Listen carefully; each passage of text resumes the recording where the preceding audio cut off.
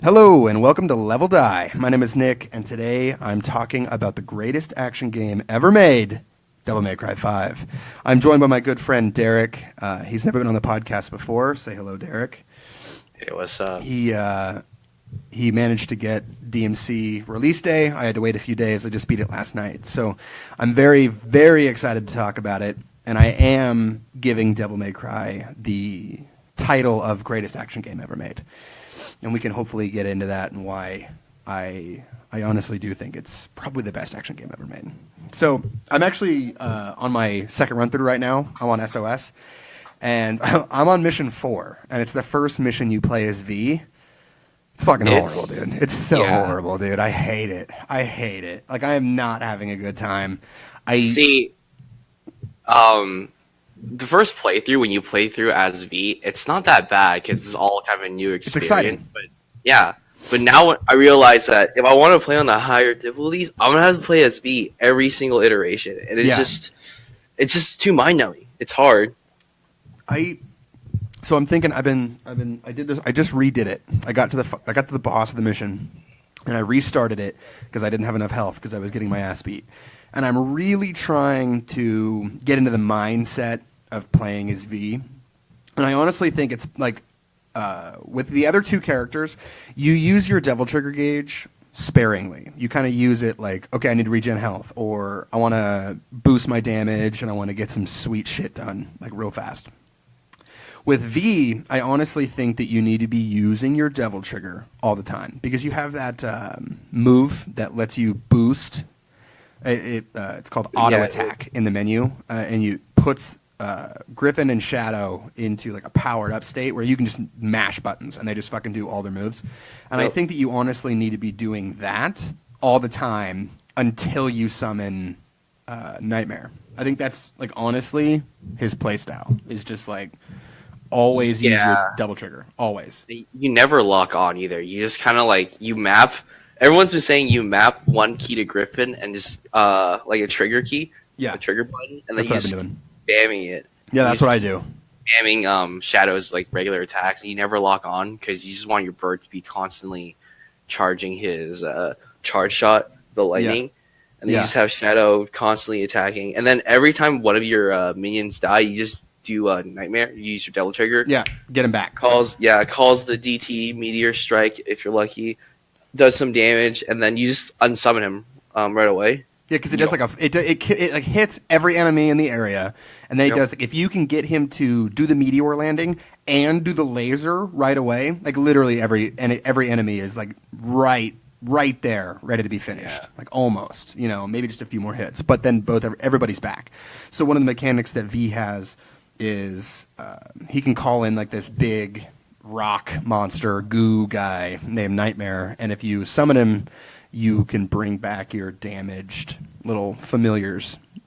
So what did you think about Griffin? I really liked Griffin. I thought he was a very comedic companion character. Like, I think the companion characters are really, really good in this game. I think Nico's great, and I think Griffin was the brunt of a lot of people's jokes. But he was also kind of a dick, right? So he totally deserved it the whole way through. And I just really liked that. I liked that he had so much personality for just like a bird. I really liked it. For a little chicken. Yeah.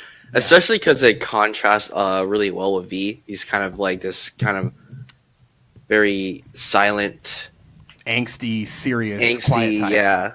Yeah. I mean, I don't think he's like really that angsty. He has like his moments where he says like some pretty funny stuff too, but in general I think it's a good contrast between the two for sure.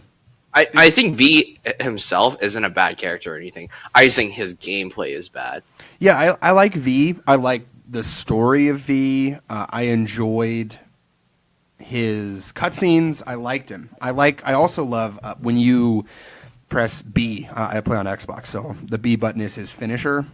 Where you can finish enemies off. I love all his finishers. They are so cool. Like him just like jumping on an enemy and like stabbing it, or flying into the air and smashing one to the ground. It's really cool. Like there's a lot of detail in V. Like you can tell it wasn't just like, let's just add a third character that's completely different. It was really, they thought about it. They put some thought into it. Is it my favorite? No. But is it probably some people's thing? I guarantee it. Like, I guarantee you there are people out there right now who think that V is probably the best character in the game. God. I think which is wild. His gameplay is just so different from the other two. Like, Nero, it's kind of like you lock on, you do your combos. With V, you don't log on. You just kind of spam buttons until you win. Yeah, it's pretty easy. It's taken some getting used to, man. I literally, my Xbox is on right now. I should probably turn it off because I got like 3 hours of recording to do. But I'm just having so much trouble because it's like not that the game is hard. Like Son of Sparta, I've been having a pretty good time. I think I've like S'd the first 3 levels, so I'm having a pretty good time. But it's just the way that V plays. It's throwing me off because I'm so used to like going hog wild with Nero or switching between 4 styles and 4 weapons and 4 guns with Dante, and he just don't lock on. If you lock on, it's for like 1 move. Mash the trigger more than you've ever mashed in your entire life. I mean, like, I'm gonna break that fucking controller because his main move is fucking just art. Right trigger. Just Yep. Yeah. So, what did you think of Nero? Let's just do characters. Yeah. I always liked Nero. I liked him in 4. Me too. I liked his Buster. His, what's it called? Devil Buster? His Devilbringer. Devilbringer? Yeah. Yeah, I always liked that. I was a little bit sad that they took it away from him in 5, but the arms are a nice addition, like, playing around with them. There's definitely some arms I don't really care for, but then like some what? I think, what's the one? Rawhide? The one where you just kind of have, like, the whip move. That one's kind of meh. Lackluster. I think Helter Skelter is lackluster, too. Same. It does, like, one thing, and that's it. And there's no real difference, like, in the air or on the ground. It does the drill punch. Yep. That's what it does. But have you ever used its burst move? The one where you just do a super drill? Yeah, like a tornado. Cool, it's fucking awesome. Yeah, but overall, like, other than that, it's I don't shitty. think it's that great. I think Rawhide's overall is also, I don't even know what... Oh, I think it brings, like, an enemy in. Like, if you burst the Rawhide, it just guarantees bringing an enemy in. That's it. Yep. So I'm like, meh, I don't really like Rawhide. You said to me off the record, that your favorite was Tomboy, right? Yeah, because it just changes your entire moveset. Like, with Nero, when you equip Tomboy, his normal attacks are supercharged, his gun is supercharged, and all the animations are completely different. It's pretty sick. Like, he has this one move where you launch him in the air, and then you can just keep spamming your attack button in the air, and it looks like you're doing an Omni Slash, like, from fucking Final Fantasy or some shit. I am not a huge... I think Tomboy, like, when I do use it, it's, like, alright. But for the most part, I'm not a big fan. I don't like that you... I think she says it in the game, like, you can't control it because it's so wild. And, like, what it does is it takes away your lock-on. So... Oh, really? No. Yeah, you can't lock on. Did you not notice that?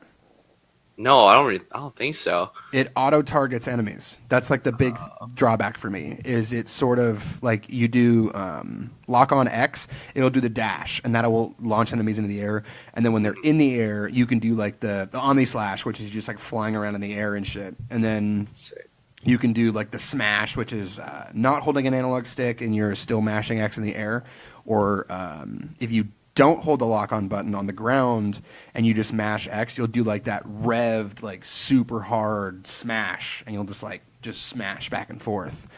So it's like cool. Like I definitely see why people like it, but I don't like the lack of control. I think, these games, like, you need to have the control, because if you're just like flying all over the place and then you just get hit because you can't tell, like, oh, I wanted to hit that enemy and then you didn't.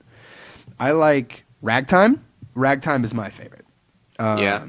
It is, I think the utility of it is super handy. So you can, with Ragtime, it allows you to slow down time. And when you press LB, which is what I have as my Devil Breaker button, it like does like this little ball of time slow, and then you can just like wail on an enemy for like 4 seconds. If you burst it and shatter it, it literally slows down the entire combat arena, and you can just it's like 20 seconds of just party time. I fucking love it. Like, you know those enemies with like the dual cleavers that are always fucking running at you and like are super hard to stun. Just fucking lock them into slow-mo, put them in the air. Holy shit, dude. It's fucking incredible. I love Ragtime. I think Ragtime is one of the ones where I didn't use enough, unfortunately. Well, I think the only times I ever like got them was during that one super shitty level with the spikes, and then during the boss fights where it doesn't really do shit. Yeah. So I never used it that much. Yeah, it doesn't work against bosses though. That's a drawback. So like Tomboy works against bosses. It's a little wild. You got to be careful, but I mean, you're doing like double damage, like 1.5 damage, and you're just like flying all over the place. Ragtime does not work on bosses. I think it does work on projectiles though. When you're fighting that one chicken boss, when she summons the spikes, you can slow down her spikes. Really? So you slow her. But I mean, honestly, it's probably easier just to shoot them. Yeah, or jump. Yeah. Or just, table hopper. Yeah. So the novelty of Punchline was cool when I was like playing the demo, but overall, I think it's kind of a weak arm. The rocket ride is cool, but again, like you kind of don't have the control that you need. You're kind of just like swimming around on the rocket, and then you have a few buttons that you can use, and then like you just blow it up. But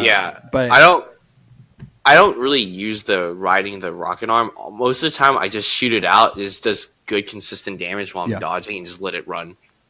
Pretty good damage. If you get up to how long you can ride the rocket is dependent on your style rank. Did you know that?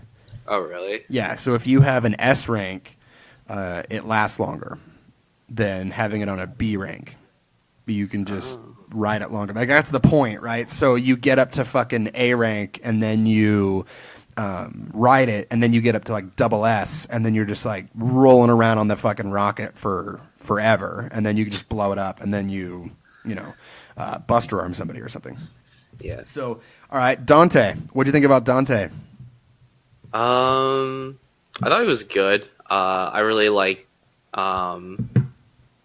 his Balrog, the fist and the kick. Yeah. That was sick, especially because they added the kick and the boxing mode as two different modes, so it's kind of like a 2-in-1 weapon. Yeah, it's three really weapons. Nice. Like you start with 3 weapons, which is cool. Yeah. Balrog is my favorite weapon of his, aside from massive spoilers. Devil Sword Dante. Ooh yeah. Yeah, Devil Sword Dante is. I feel like I don't really use a lot of his other weapons that much. I kind of go back to his Devil Sword Dante just because the game's hard as fuck. So playing around with the different weapons sometimes doesn't work out. Mm-hmm. So just going back to his sword, very consistent moveset and simple moveset. Yeah, what I use to beat some of the bosses.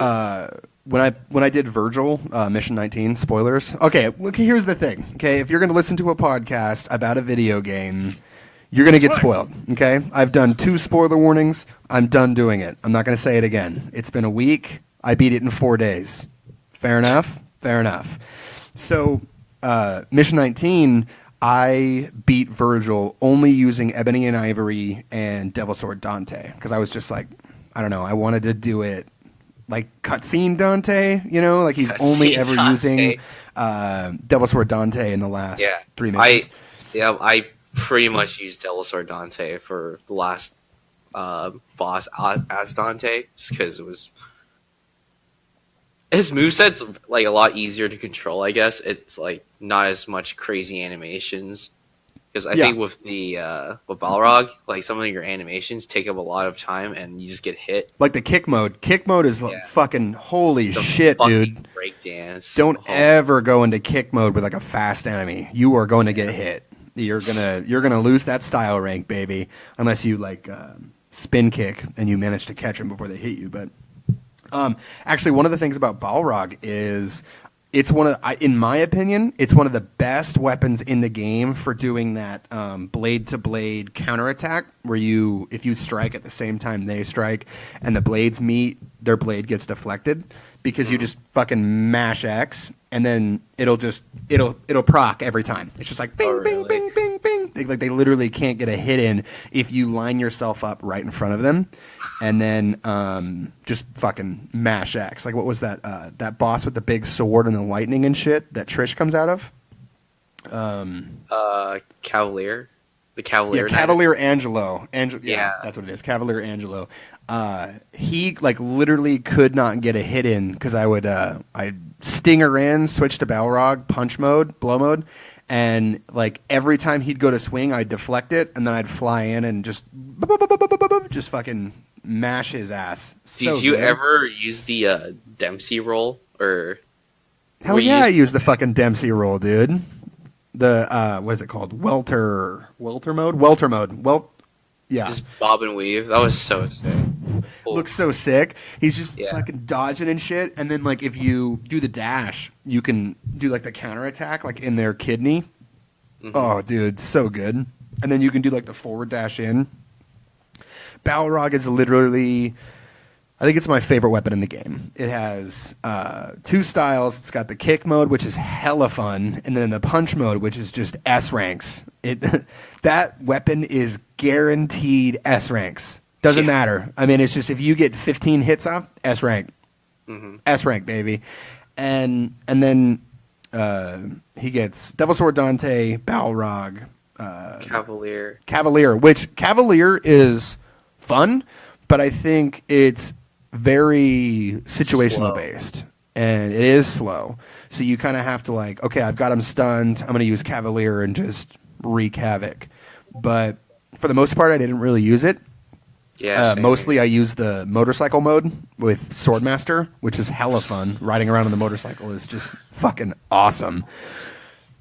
When you double trigger with it, you get the little swords too. So when you spin your motorcycle, your motorcycle spins, and then there's 4 more swords that spins with you. It's fucking ridiculous. Yes, that is fucking awesome. Yeah. And then you get Cerberus right at the end of the game, and I was telling you, I don't know. I didn't really like using Cerberus, the nunchuck combo, staff combo. Not my favorite. In Devil May Cry 3, I beat the game with the fist and boot thing. I don't remember what it was fucking called in Devil May Cry 3. Somebody put it down in the comments. But I beat that with Cerberus and the fist and boot combo. That was it. Because I would go fucking Cerberus, like do like 50 hits and then do the hard hits from the fists. And when I get to Dante and SOS, I'm going to give Cerberus a shot because I'm going to have enough orbs and enough time to play around with it. Same. So I really want to give it a shot. I think that the advancement of Cerberus is cool where it's got 3 forms. But when I was playing around with it in the Void, I felt like it could have been done a little bit better, like sort of like Balrog, where you can switch the mode. With Cerberus, you kind of just like press a button and then it becomes this, or you hold a button and it becomes this. And I didn't really like that. I wish that it was like a full move set, each one. You got the bow staff, you got the fucking nunchucks, and then you got like the 3-part staff. And you actually have 3 weapons like Balrog. I mean, I guess to differentiate them and to just not have 2 Balrogs, it's like okay to do that. And I think standalone, it's probably like Cerberus is probably pretty good. But I didn't have enough time near the end of the game because you get that like the last 5 missions. You get like mission like 16 or something. Yeah. So that's you get like at the end of mission 16. So you have 17, 18, 19, 20, and then it's just not as powered up as the rest of your weapons. I honestly think it's probably like a new playthrough weapon. So when I get to Dante again, if I can ever fucking get through this V mission, I'm gonna boost up Cerberus. Yeah. Good luck getting to Dante because you have to fight Urizen as Nero again. And actually, I did that. What is it? prologue mission where you fight Urizen as Nero. I almost beat the stone. I got I thought there was 1/4 health left. Yeah, and so I think you had to beat the stone, and then you had to kill him too. Yeah, and then you have to fight him for real. So yeah, I'm excited about that because I think now that he's got his DT, that he's super fucking fun to play, and he's a lot stronger. So he has the same mechanic that he did in DMC4 with his DT, where if you proc it, you take no damage the second you do it. So you can use that to keep pressure on and avoid damage, which I really like. It's very user friendly. His is Nero was designed to be the character you play to get into Devil May Cry. In DMC4 at least. Because then when you switch over to Dante, he's got 4 styles, 4 weapons, 4 guns. And it's just your brain just if you started the game with Dante, your head would have exploded. 4 styles too. Yeah, you would have just been what? And so I think that's why one of the reasons I always liked Nero was he was simple. I understand he was simple, but he was super fun to play. And I'm going to say, dude, I loved the buster moves. I loved them. I thought they were fucking awesome. Every enemy could be bustered. They were bustered in different ways depending on if you hit him or if you hit him in the air, if you hit him on the ground, and then each enemy was bustered differently, and you could utilize that. In 4, the dudes with the shields and the lances, if you get them in the air, you rev them up, and then you can shoot them at other enemies, which is fucking awesome. I've been trying to do is every time someone shoots a projectile, I always try to buster it and see if I can. Kind of in 4 where you can grab Kratos' spears and just chuck it back at him. Oh, dude, that was so sick. I love all the callbacks in this game. With Kyrie. They do a lot. They did. Oh, so I just saw the cutscene that you were talking about where he goes, "Hey, are you ready to go save the dude that killed your dad?" And I'm like, "Oh, yeah, 100%. He's the fucking dude from DMC4." Bam. So that's cool. And she even mentions the word research. She's like, "Oh, his research was pretty good." So he's literally, it's that guy, the dude with the monocle. Yeah. So that's badass. So I was thinking, dude, does that mean that Nico has demon blood? Well, no, I think that researcher guy, I don't remember his name. I think it's Argus or something. It's Argus. I think he became a demon through research. I think he was regularly human. Isn't that what happened with DMC4? Is they all became that through methods, not born that way. Yeah, that makes sense.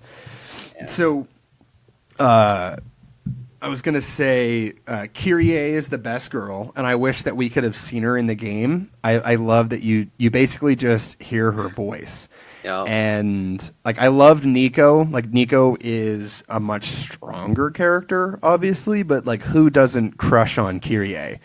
I love the dynamic of and that first cutscene where Nero and Nico are in the van, and Nico is smoking, and he's like, "Do you have to do that in here?" And he opens the window and sticks his head out. I'm like, those are those little details that really make you feel like these people have been together for a while. They're not just getting together for this game. They're not they're not creating the relationship during the course of this game. The relationship has already been established.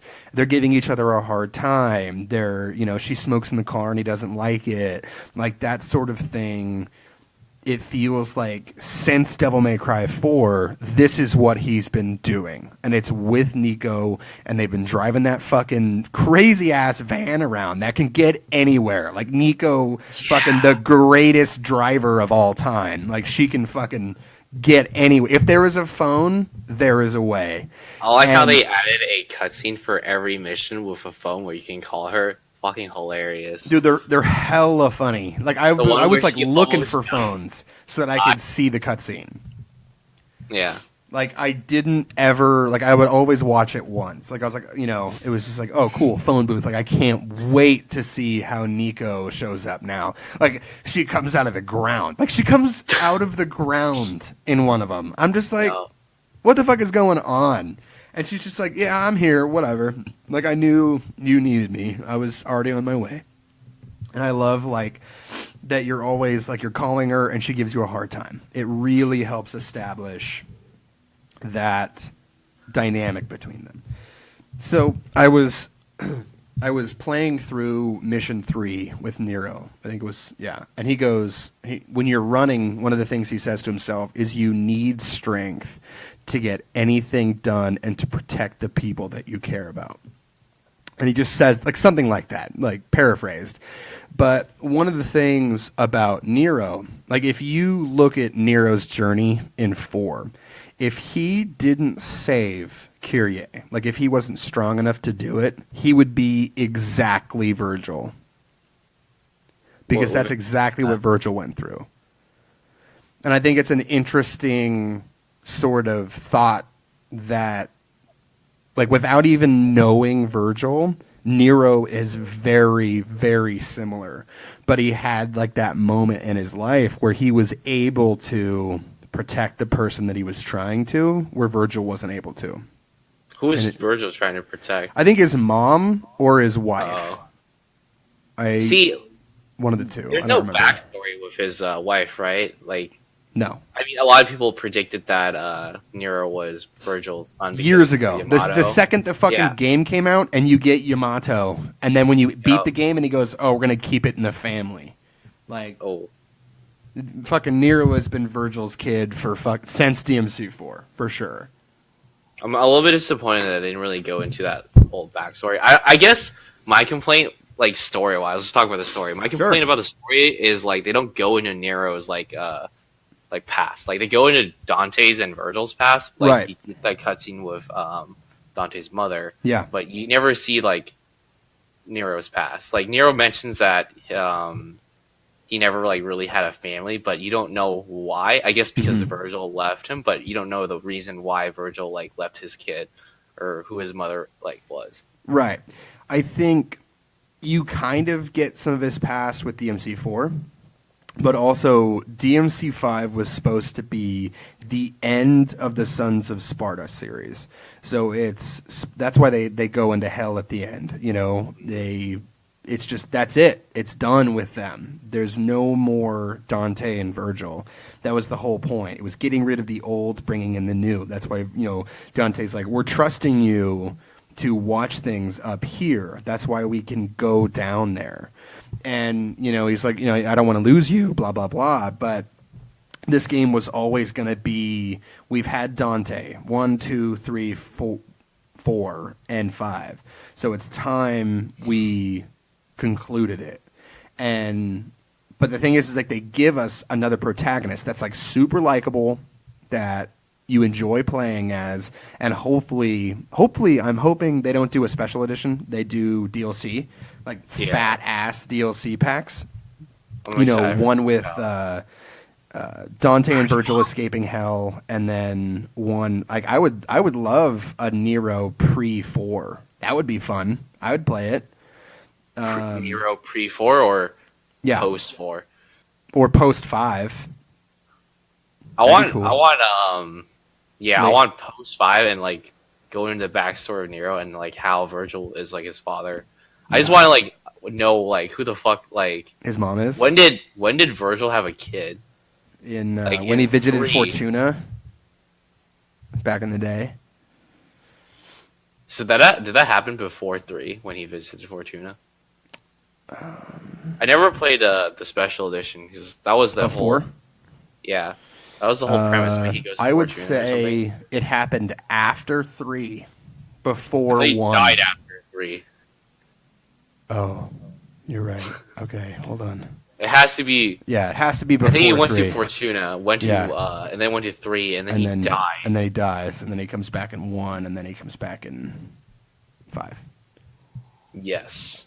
Yeah. Well, I don't know. So, I mean, hey, DLC idea. Boom. Fucking post 5 Nero with flashbacks to his childhood and then like playable Virgil. Ooh, God, I cannot wait to play as Virgil.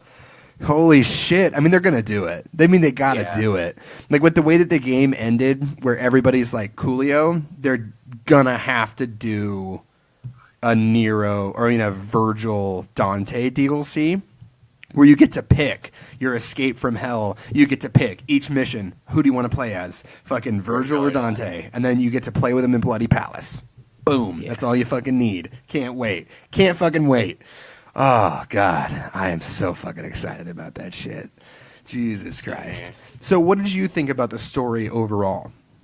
We talked about the whole Nero thing, but from beginning to end, the flashbacks, the fact that it all takes place in one day. What did you think about the presentation of the story of Devil May Cry 5?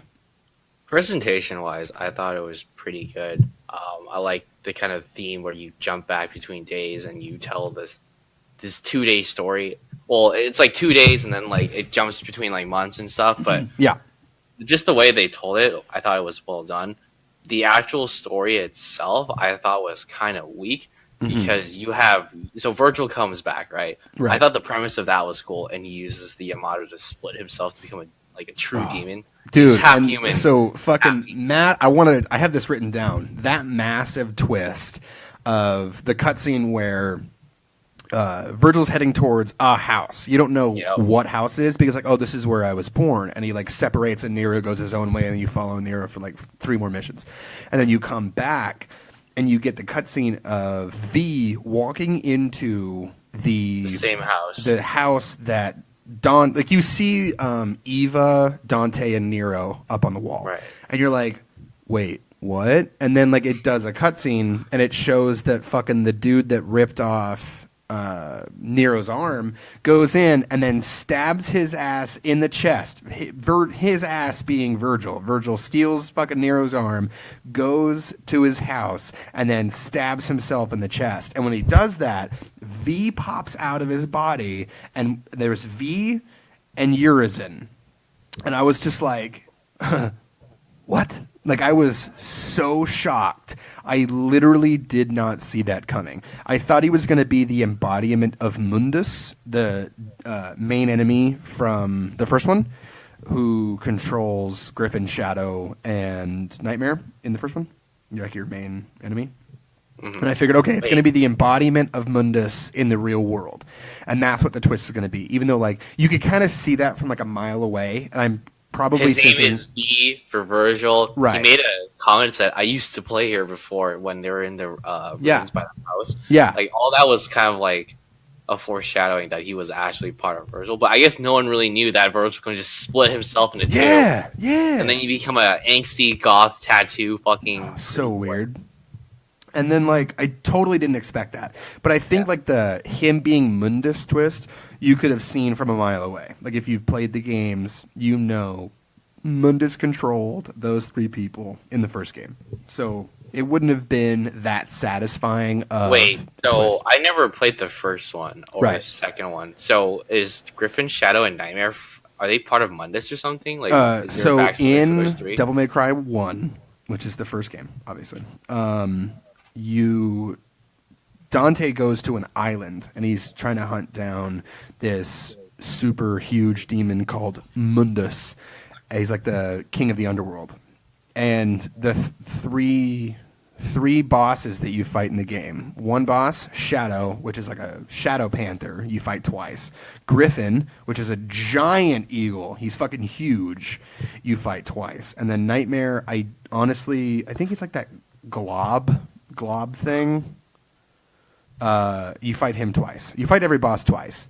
And then you fight they are a reference to Mundus, right? Yes. So that's the thing, right? Is there a reference to a demon from the first game? So my thought was V is the embodiment of Mundus. Urizen is Virgil come back from hell. And Mundus is I'm not going to let him beat me. Take my spot. Right. Yeah. So he comes back to the real world, and then he's going to defeat Virgil in the real world and then take control of the Qliphoth. And I was okay, that's the twist. Why does V have control of the shadow creatures then? It's said during the fight of the 3 of them in Mission 18, 17, that they're the manifestations of Virgil's psyche from Nello Angelo. Nello Angelo who you fight in Devil May Cry 1 is Virgil, but they call him Nello Angelo. And he is like the main bad guy of 1. And so, but that's actually Virgil. So they were like, I'm the embodiment of the manifestation of Nello Angelo's mind or whatever from the island. And that's why. So, I mean, that doesn't make like a whole bunch of sense, but I mean, it works. I mean, it was a cool fucking twist. I dug it. I thought it was fucking badass. I kept, like, when V starts falling apart, you're like, holy shit, dude. Like, what the fuck is going on? And then, like, right near the end, they reveal that it's fucking Virgil. And I'm like, oh my fucking God, dude. Like, I thought, because Virgil split himself between the human and the demon part, you think the demon would be bad, like an evil person, evil demon. But then his human part, it's also fucking evil. I didn't expect that. Yeah, he's fucking evil. Like, Virgil is literally obsessed with power. Super evil. Yeah, he's just evil. Yeah. He's but not now, a good here's guy. my complaint with the end of the game. Sure. Because at the end of the game, Virgil fights Dante, and, you know, he has, like, their brotherly relationship, and they hate each other, but they also kind of, like, you know, they're brothers. They kind of have their moments where they kind of get along. Mm-hmm. But Nero comes in and it's like tries to save his dad, even though he fucking hates him, and maybe another part of it is also save his like uncle. Well, because he loves Dante. Like, you know, they're good friends. Like, Dante and Nero, you know, Nero didn't know. He's like the father he never had, but now it's his uncle. Right, now it's like his super crazy Yahoo, Bing Bing One Up Yahoo uncle. Bing Bing One Up, yeah. But I think the whole resolution of the game was kind of weak, because Nero Dante kind of beats Virgil in gameplay-wise, but in the story, they tie in 19. Nero comes in, beats Virgil's ass, and Virgil's like, alright, I lost, so I guess I'm not evil anymore. But Virgil's still a dick. He's still like killed like 1 million people. Yeah. I think that they can probably explain. Well, because so actually, here's why I think I actually tie that up. I think so. One of the cutscenes when V is talking to Trish, he says, "I've learned from my mistake. I understand, and I regret the things that I've done since that point. Like when I split myself and I became a human and I became a demon separate, and you're running around as V." He goes, "I understand that what I did was wrong and that I regret all the shady shit that I've done, like trying to consume all power." And then he becomes Virgil again. And then he goes, okay, because he still feels like he needs to beat Dante. Like, I think V's journey is sort of him coming to an understanding, knowing maybe I shouldn't be such a fucking vile human or such a vile person again. And when he rejoins, his main motivation is to just beat Dante at that point because he has enough, like, power, he feels. So I think that, like, that's the reasoning. Like, I know it's still kind of shallow, but I remember that cutscene where he says, you know, I regret what I've done since I split myself. I'm Virgil. I just want to make things right or whatever. Yeah, I guess that kind of makes sense because after Virgil comes back, he's like, Dante, you're wounded. Come back when you're fucking healed. Yeah, and then fight. You know, I just want to fight you. I just want to beat you. Like, that was his main motivation at the end was, I want to be better than you.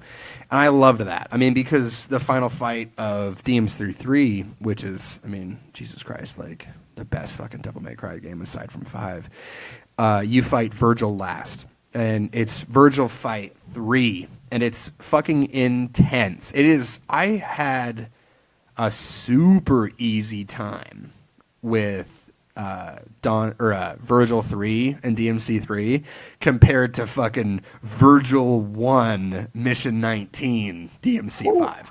Dude, holy fuck. I mean, I was in the call with you last night. It took me like an hour and a half. I just kept restarting, because I was like, I can do this. Oh my god. I didn't fucking use gold orbs, didn't fucking regen with red orbs. I just fucking did it, and it was so hard. Like, I am not looking forward to SOS at all. It is going to be fucking horrible. I think he gets some additional moves in the higher. I don't doubt that. Too. It's be sick. Yeah, I thought that fight was super hyped, and following that fight with Nero versus Virgil, I thought that was even better. Like, so yeah, let's talk about Mission 19 and 20. So you do Mission 19. So Mission 19 is essentially you make it all the way up to the very top of the tree, and it's a one-on-one fight with Virgil. And boy, oh boy, does it really try you. As like it tests your mettle. I mean, for me, it was the hardest fight in the game. Cerberus was like hard, but fucking Virgil was hard as fuck. I mean, it took me an hour and a half. I mean, it was just holy shit. Because on the second difficulty from the easiest to. Yeah, seriously, on fucking medium difficulty, and then there's hard, harder, and then hardest. So I'm super stoked about it, dude. Dude, have you ever played Hell and Hell difficulty? No, I haven't. Okay, I think this is probably the first game I'll actually get that far. Okay, so would you like to know what Hell and Hell difficulty is? Fucking get one-shot by everything. You get one-shotted, but enemies have normal health, and the difficulty of the game is Dante must die. So, like, holy shit. Heaven and Hell is everything dies in one hit, and you die in one hit. So that's the one right before Hell and Hell. But Hell and Hell is you die in one hit, everybody has full health, the difficulty is DMD. So fuck that. I don't know if I'm gonna be able to do that shit. I'm gonna spend a lot of time playing this game because I'm like super stoked about it.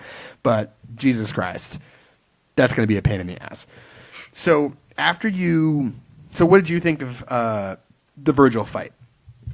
I thought it was pretty good. Like, you're trading blows with him, and then he. I like the pacing of the fight. I mean, the pacing of the fight I feel like is always the same, like in DMC 3, DMC, and then in DMC 5 when you fight Virgil. You just fight him in the normal mode, and then he pulls out his devil trigger, and you're like, oh shit. And then you have to DT. Yeah, and then his moveset changes, he's faster, stronger, and everything. Yeah. And then once you're down to the quarter health, he does his fucking signature, summons a fucking clone, and then shit just gets insane. God. Okay, so like, I was having difficulty getting through him, like, just in this DT mode. But then when he DTs a clone, and it's in Devil Trigger, like, holy shit. So, like, so he does. So DT stands for Devil Trigger. It's like your special move, like where you turn into a demon, and you get powered up, and your moves become stronger, and you have a more expanded moveset and stuff like that. Virgil will activate his DT that's his second phase, and then he does his third phase, which is basically just like a fuck you 6-bar attack if it hits you, which fuck that. Fuck phase 3 where he flies around. Fuck that. That's fucking horseshit. Just basically trickster, and you'll get through it. Jump over him. Yeah, or just jump. But then, like, if you miss time, you're trickstering, you'll get hit by those swords. I tried to Royal Guard his fly. Fly guard too, just got fucking wrecked. Yeah, me too. I was like, I'm going to Royal Guard all of his fucking dives, and I would mistime it because it comes in hella fast. Yeah. And then phase 3 is, like, the best phase. He devil triggers and summons a doppelganger, which is, like, the official name for it is doppelganger, which is a copy of him that does all of his moves at the same time. So he'll do the orb cut. I can't remember what the fucking name for that is. Dimension Slash or something. Yeah, I think that's actually the name. Good shit. Like Dimension Slash, and then he'll summon 3 of those because he's in the 3rd phase, and then the Doppelganger will summon 3 of them. So there's just like 6 fucking orbs of cutting just all over the fucking place. The Doppelganger can be killed, but the thing is if you focus on the Doppelganger, you have, like, Virgil no time. applies tons of pressure. What'd you say? I said, like, you almost have, like, no time. Once he summons his clone, his doppelganger, like, you have no time to, like, you have to kill it instantly. If you don't kill it instantly, you're fucked. Yeah, I had to keep Trickster dodging, like, non-stop. I was like, oh God, sure. what the fuck am I doing?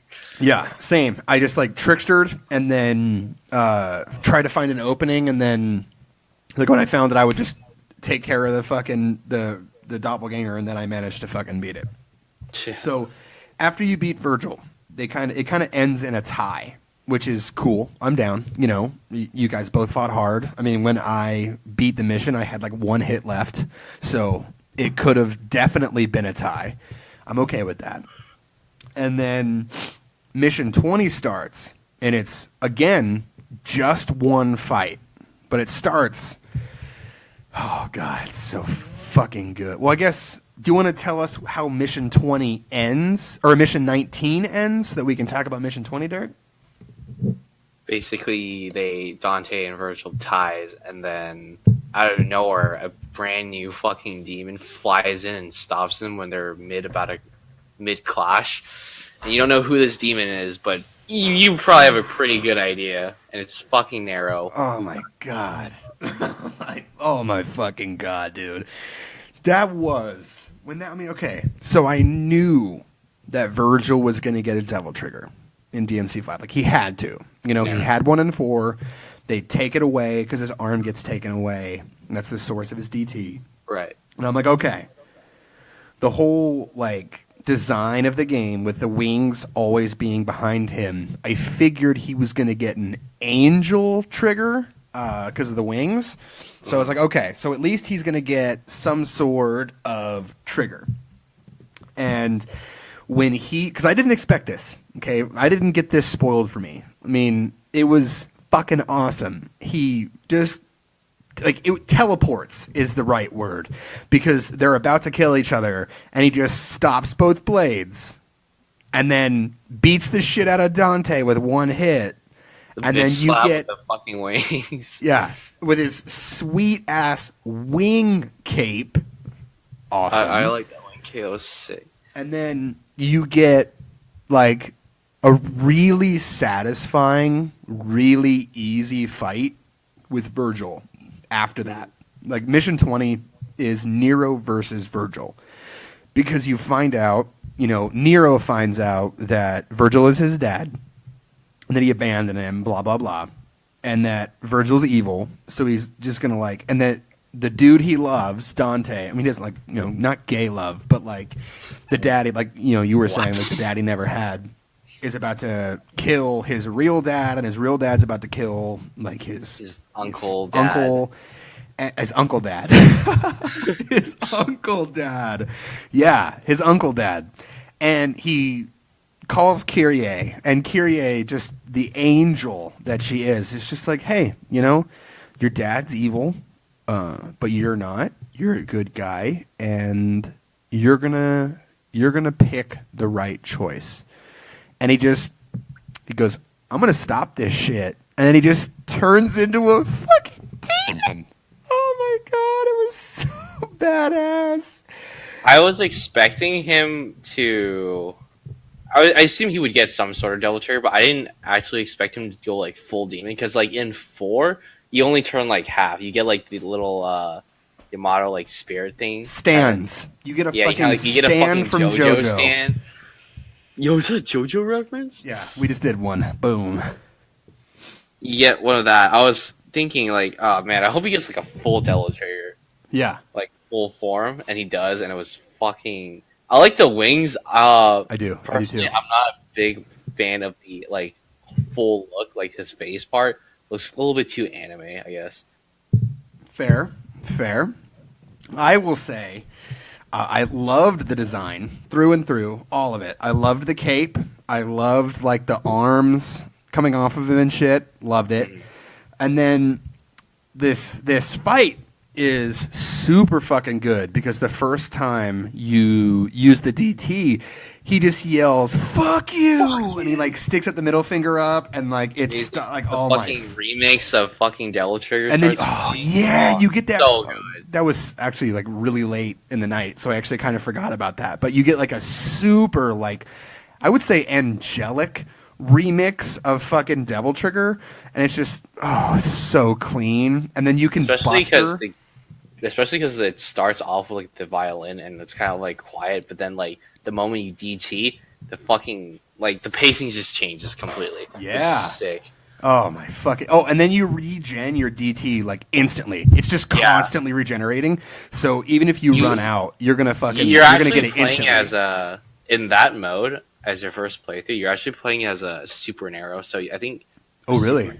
It's a character. Like, yeah. You know, you pick characters. You can pick. Super Dante. Yeah. Yeah, Super Dante. I think you're playing as Super Nero. Oh so shit! Get like mad DT. Oh my god, dude! I can't fucking wait. I hope, dude. That means because you can in DMC4 you can unlock Super Dante and Super Nero by completing like Son of Sparta and DMD. Oh shit! That means that I'm gonna be able to fucking play a Super Nero at some point. That is gonna be so much fucking fun. Holy shit!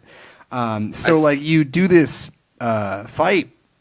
And one of the abilities that Nero had in DMC4, and he regains once you get his DT, is the ability for him to Devil Bust, which is when there's a character that's stunned, you can use your Devil Buster or your Devil Bringer, and you can smash them, and you get like this animation. And Derek has a favorite one. Would you like to tell us your favorite one in the fight with Virgil?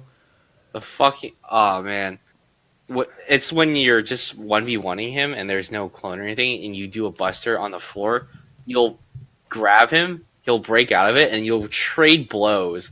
Fucking super sick.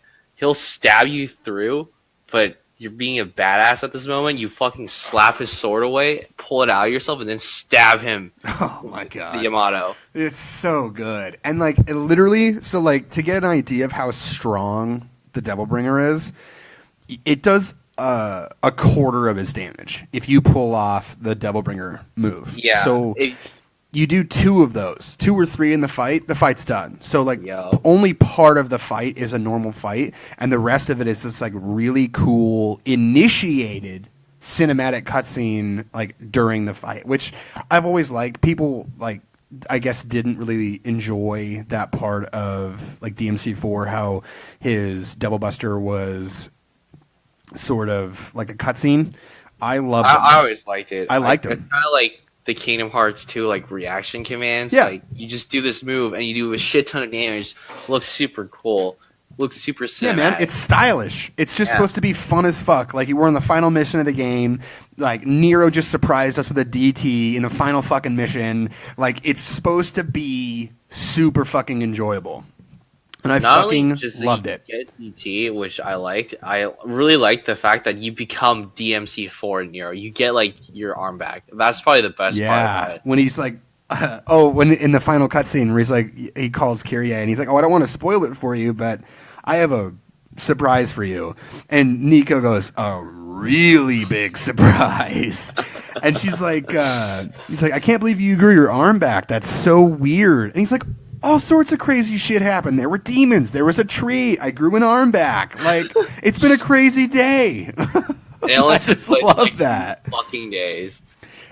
Which the whole game technically takes place in one day. Like the prologue is a month before the main story, but the full brunt of the game takes place over like 12 hours, which is wild. It's a fucking trip.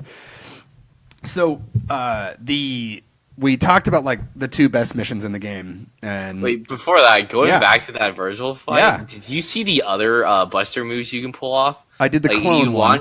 I did the clone. You launch him in the air. You do like a fucking. I think you grapple him. And you just like suplex him on the floor. Oh no, I didn't see that one. Shit, I might have to redo Mission 20 again just for fun. I redid Mission 20 because it was like it's just so good on it's hella fun. This fucking Devil Hunter. Yeah. Not Son of Spire yet. Just for fun. It's the fun difficulty. Just for fun, just for fun. Wait, did you do the one where you grab the clone and you grab Virgil too? And you smash them together? Oh, yeah, that's so good. So fucking good. So like he pops the clone out, you like grab that clone's head, you grab Virgil's head, and you just smash them both together. Oh my god. Because I grabbed the clone initially. You grab the clone with a buster, you insta-kill it. Mm-hmm. But I was like, okay, he's down, I'm gonna grab him, and then his clone pops, I was like, oh fuck, I grabbed the clone. But then you just grab Virgil too. You just slam him back together. Yes. Oh my god. It's just so. It was literally like a stress reliever, which I was like super happy about because I spent so much time on Mission 19 that it was so nice to get like this just fuck Virgil up fight. And I just loved it. I just loved every second of it. And I redid it a few times because I got cocky in the final like 2 hits, and I took a ton of damage, and I died, and I had to restart. And I didn't want to like gold orb that fight. Mm-hmm. We can talk about the ethics of gold orb in just a second. Oh man, I gold orb a lot. I did too. I fucking did too, man. I gotta admit, dude, some of those bosses, it's just like, fuck, man. I'm like one combo away from killing this boss. I was literally one hit away from a boss. I was being cocky. I wanted to like style on it and like move. I want to bust her like for my final hit, but I just fucking got wrecked. Mm-hmm. So like gold orb 2 times out of 1 HP. The boss is 1 HP. I was like, fuck me, dude. I could have just shot it and killed him. I was like, no, shot it, intimidated. Yeah, I love. That's like I think one of the good things about this game is like it makes you want to be better. And because I love seeing that fucking S rank glow and then the music kick in. So this game has dynamic music, similar to Metal Gear Rising, if you've ever played that game.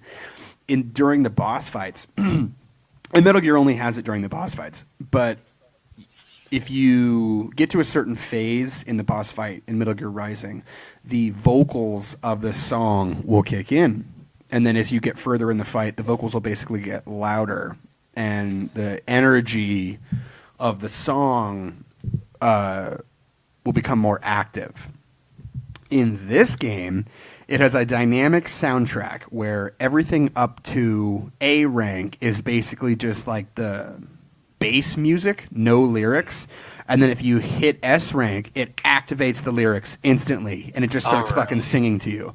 And I never noticed that. Yeah, yeah. That's why I really want to buy the fucking DMC4, DMC3 music, because I would love to see the dynamic music with those games. Music. Like, the time has come and so have I. Dude, DMC4, so good.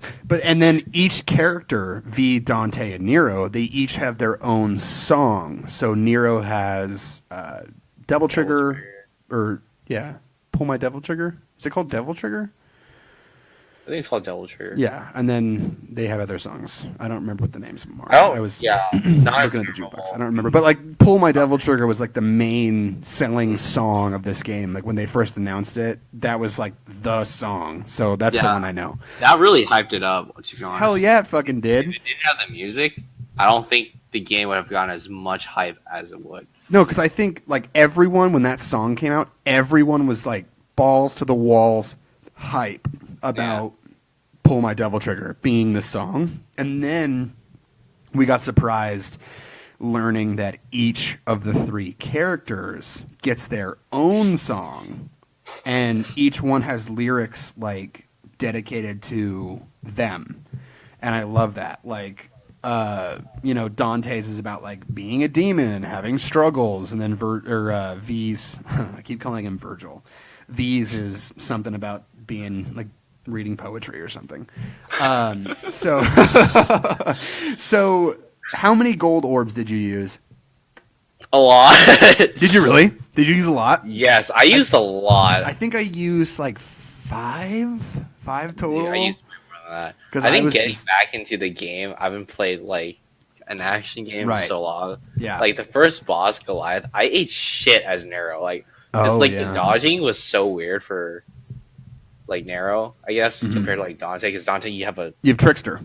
You have Trickster, yeah, but Nero, you have to like dodging with Nero's hard. Like you have like your little side hop, but if you perfect frame it, you get the table hopper, which is like super hard to pull off.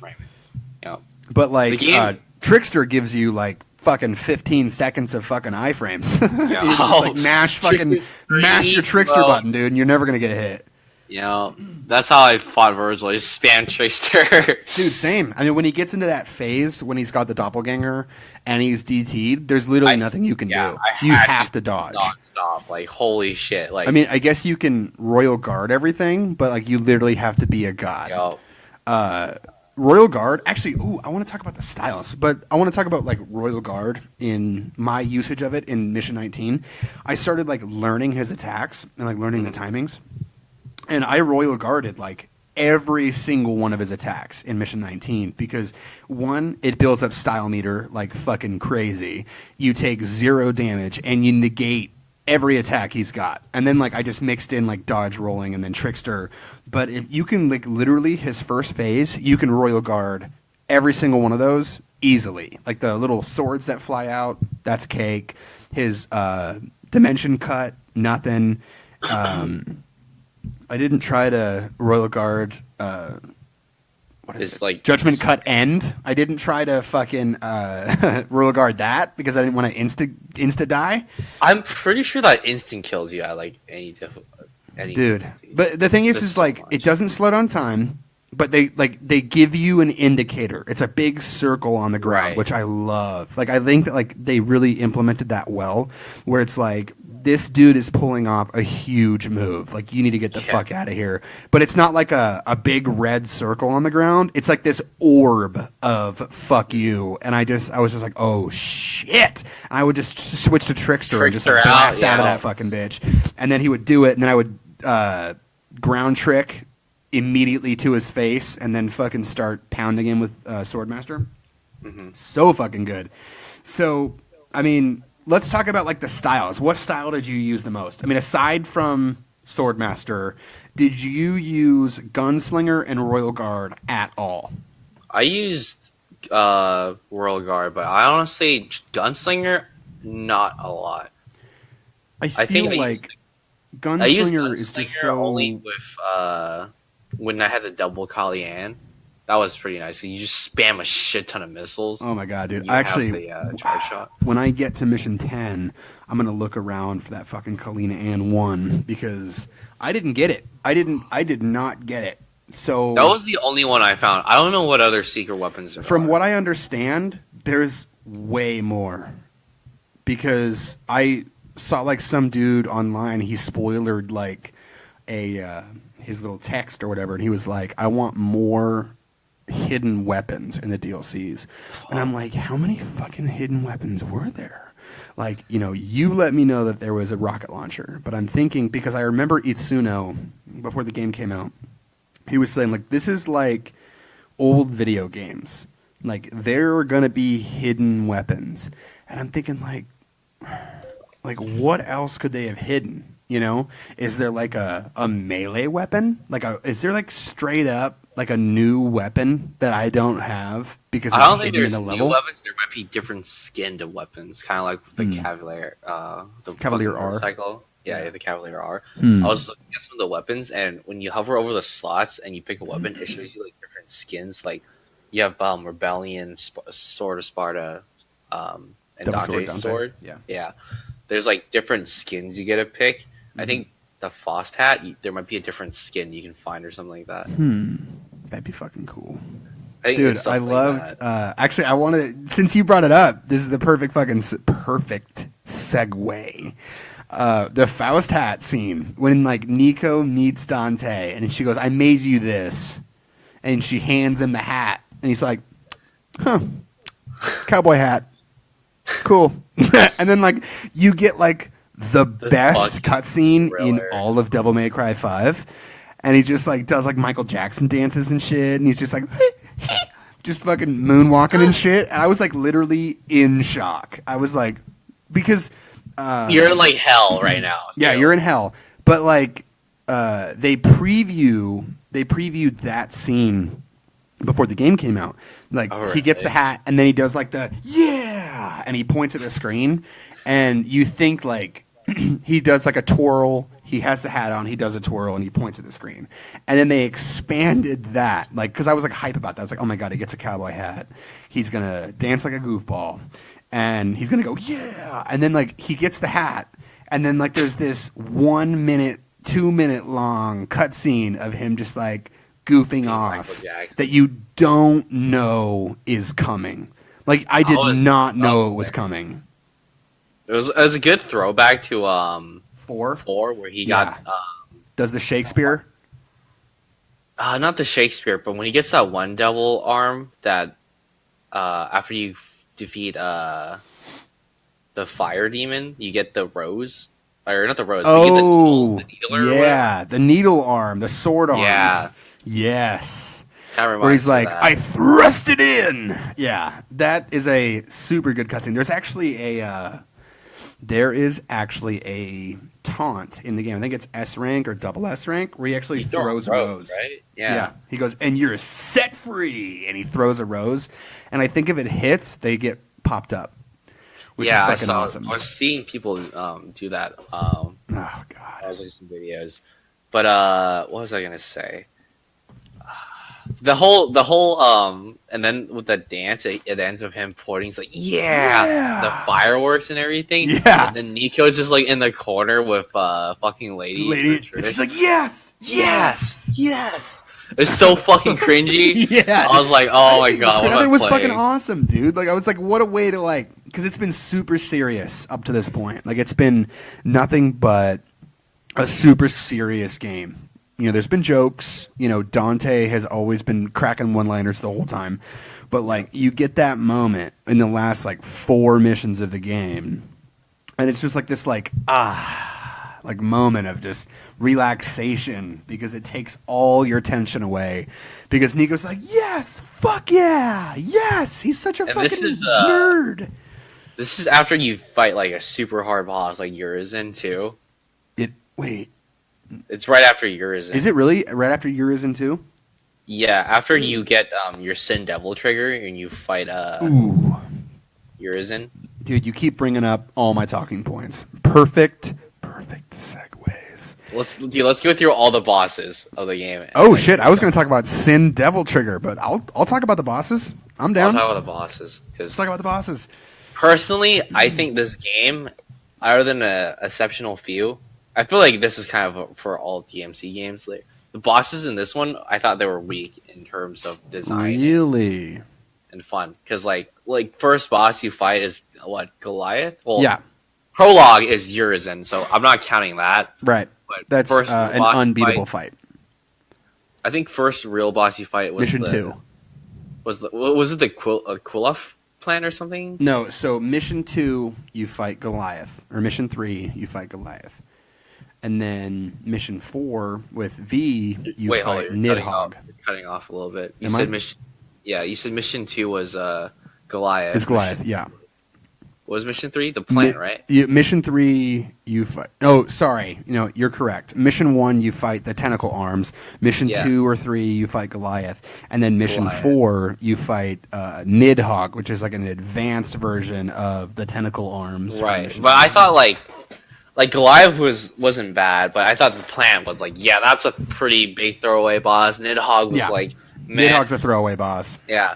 And then Mission 5, I don't remember if this was exactly Mission 5, but then you fight fucking, was it Cavalier Angelo and his horse? That was good. That was a only problem great is fight. I have to fight him as V. As V. Like, dude, don't you wish you could have done that fight as Dante or Nero? Yeah, I want to see fucking Nero grab the horse and just fucking rip his head off or some shit. Yeah! Just like punch Angelo off the horse. Oh my god, dude. And then this was the first boss they started like showing off their time stop mechanic. I guess Urizen did a lot of time stop too. Time stop, a lot of the bosses had a time stop. Fucking annoying. Not a lot of people. There's the chicken, there's the horse, and there's Urizen. That's it. And then that's it. Yeah. But 3 They out of spammed it a lot. Dude, they did. Fucking Urizen will throw a bubble fucking every other move. Bullshit. Let's say Urizen for last. 'Cause I think Urizen was probably one of the hardest boss. Really? Yeah. It was so cheap. Well, we'll get into that. Okay. Yeah, I loved the horse fight, but I hated that good. I had to do it with V. I hated it. I really, really, really, really wanted to do it with Nero. I was like, can I pick some sort of way to play this as Nero, please? Because it was just so unfun. Like, Dude, Bloody Palace, man, I'm telling you. Like, we already talked about how unfun V is. It was super unfun to do this really cool boss fight with V. Yep. It was horrible. Yeah. Okay. And then you have Cavalier Angelo off the horse. Right. Which was hella fun. That was a good fight. It was a fucking great fight. Because with Dante, you can both attack at the same time. You both bounce off each other. Yeah. Fuck yeah. That's what I was talking about earlier. Yeah. Where if you use Balrog and you just punch him, it will counterattack him every single time. Every time. Without fail. If you line up right. Okay. What other major ones were there?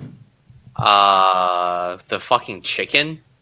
There were more before that, though. I think we're skipping some, aren't we? I feel like we're skipping some. Okay, because after you fight Nero, or not Nero, Cavalier Angelo, you fight the super big demon as Nero, where you have to jump that on mission his back. Sucked. Mission 6 fucking sucked. I thought that boss was just annoying. It was a nothing. It was that mission was a throwaway mission. It was a just slap his weak spot, jump kind of up, annoying. Smack his weak spot some more, dodge the shots. That was nothing.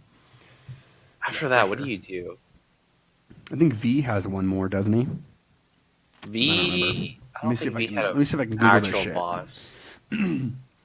I remember one of the bosses when you and Nero, as Nero and V are together and you fight the knights in the theater theater. Down. That counted as like a. It's like a sub boss. Yeah, I would say like a super sick sub boss. Yeah. I thought it was a good fight. I like that, but not really a boss. I liked it a lot. So it wasn't a boss, but it was the first time they show you that enemy. Yeah. So, after that, was good. The chicken was weird. That was a weird fight. After that, you go to Urizen. Yeah.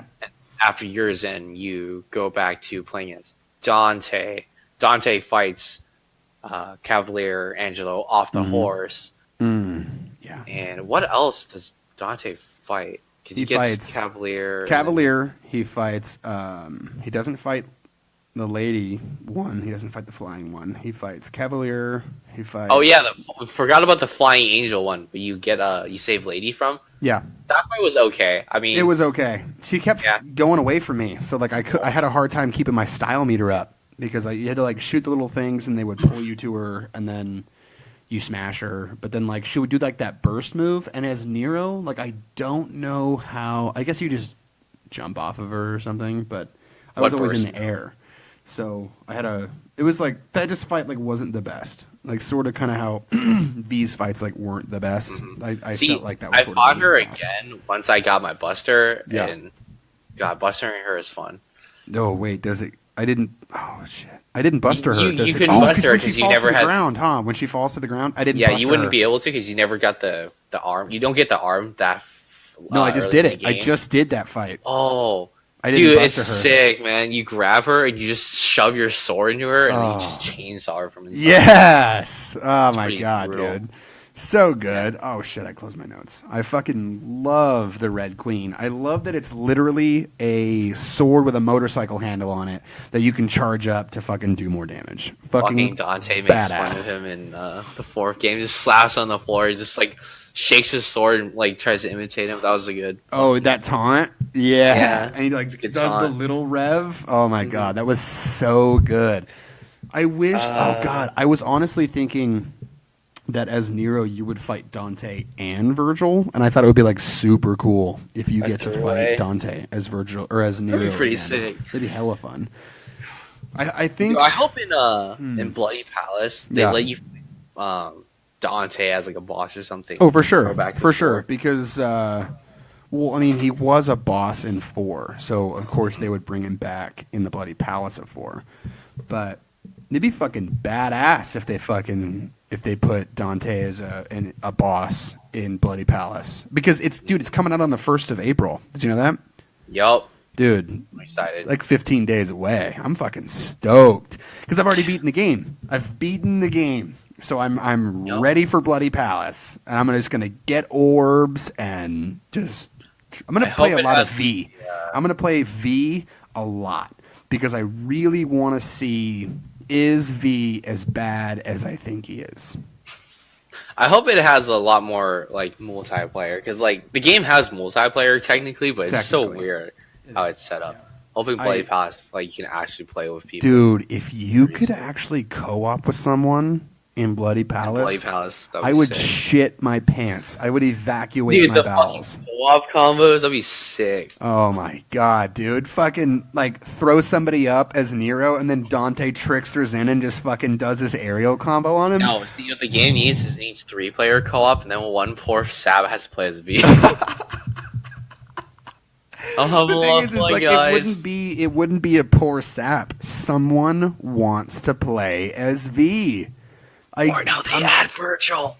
Dude, oh shit. That bait ending with Lady and Trish, I honestly think that Lady and Trish are gonna get a DLC. Because you're gonna let us play like just like DMC4 SE, because they already have the gameplay in there. I mean, they already thought it up. You know, Lady has like that super sick like bullet gauge. It's been so long, I honestly don't remember. But, you know, she was super fucking fun to play. And I mean, I liked her. A lot of people, I guess, didn't, because it's like, why would you just like sit at the back of the map and fire rockets? But I never did that. I was like running around, firing rockets, shooting guns, shotguns. It was awesome. It was like, what if Gunslinger was like way better, like way better. It was fun as fuck. I thought that Lady was super fun to play in DMC4. So they already have like the idea of how those characters would play. So I'm thinking we're probably going to get like some fun side mission thing as Lady and Trish, or they're just going to be in Bloody Palace, which I'd be okay with. I'd be down. Dude, if they added every character to Bloody Palace, Lady, Trish, Virgil, it'd be the best. I mean, it would just like, I would probably not play any other game. I mean, it's just like, that is a lot of content. That is so much content. I mean, I'm just going to play Bloody Palace as Trish today and just see how far I get. You know? I mean, it's just like, you can pick Bloody Palace up for 15 minutes and just play it and then go, I'm going to go to work. And I think that's one of the perks of Bloody Palace. So we talked about mission. What? We're talking about bosses. We kind of stopped halfway. Oh, we did. Sorry. But let's continue. Yeah, so the fucking big-ass bird one, that one was a weird fight. That was a hard boss for me. Because it had that stupid, the witch on the big fucking chicken. Oh, yeah. Arrow. Yeah. That was hard. Do you think that boss was hard? I didn't. I think I only tried it 3 times. So dude, I didn't have a ton of difficulty with it, but when she goes into that phase where she's like sticking parts of the chicken through the portals, that was hard because it's just like, what the fuck is going on? The level is ginormous. Like, what do I do? Which was difficult, but I did not have a hard time with her at all. No. You can kind of cheese her in a way. Depending on how the fight plays out, she might not do her fucking weird move where she just goes under the floor and starts slowly rising up, and then just this move where it just insta-kills you.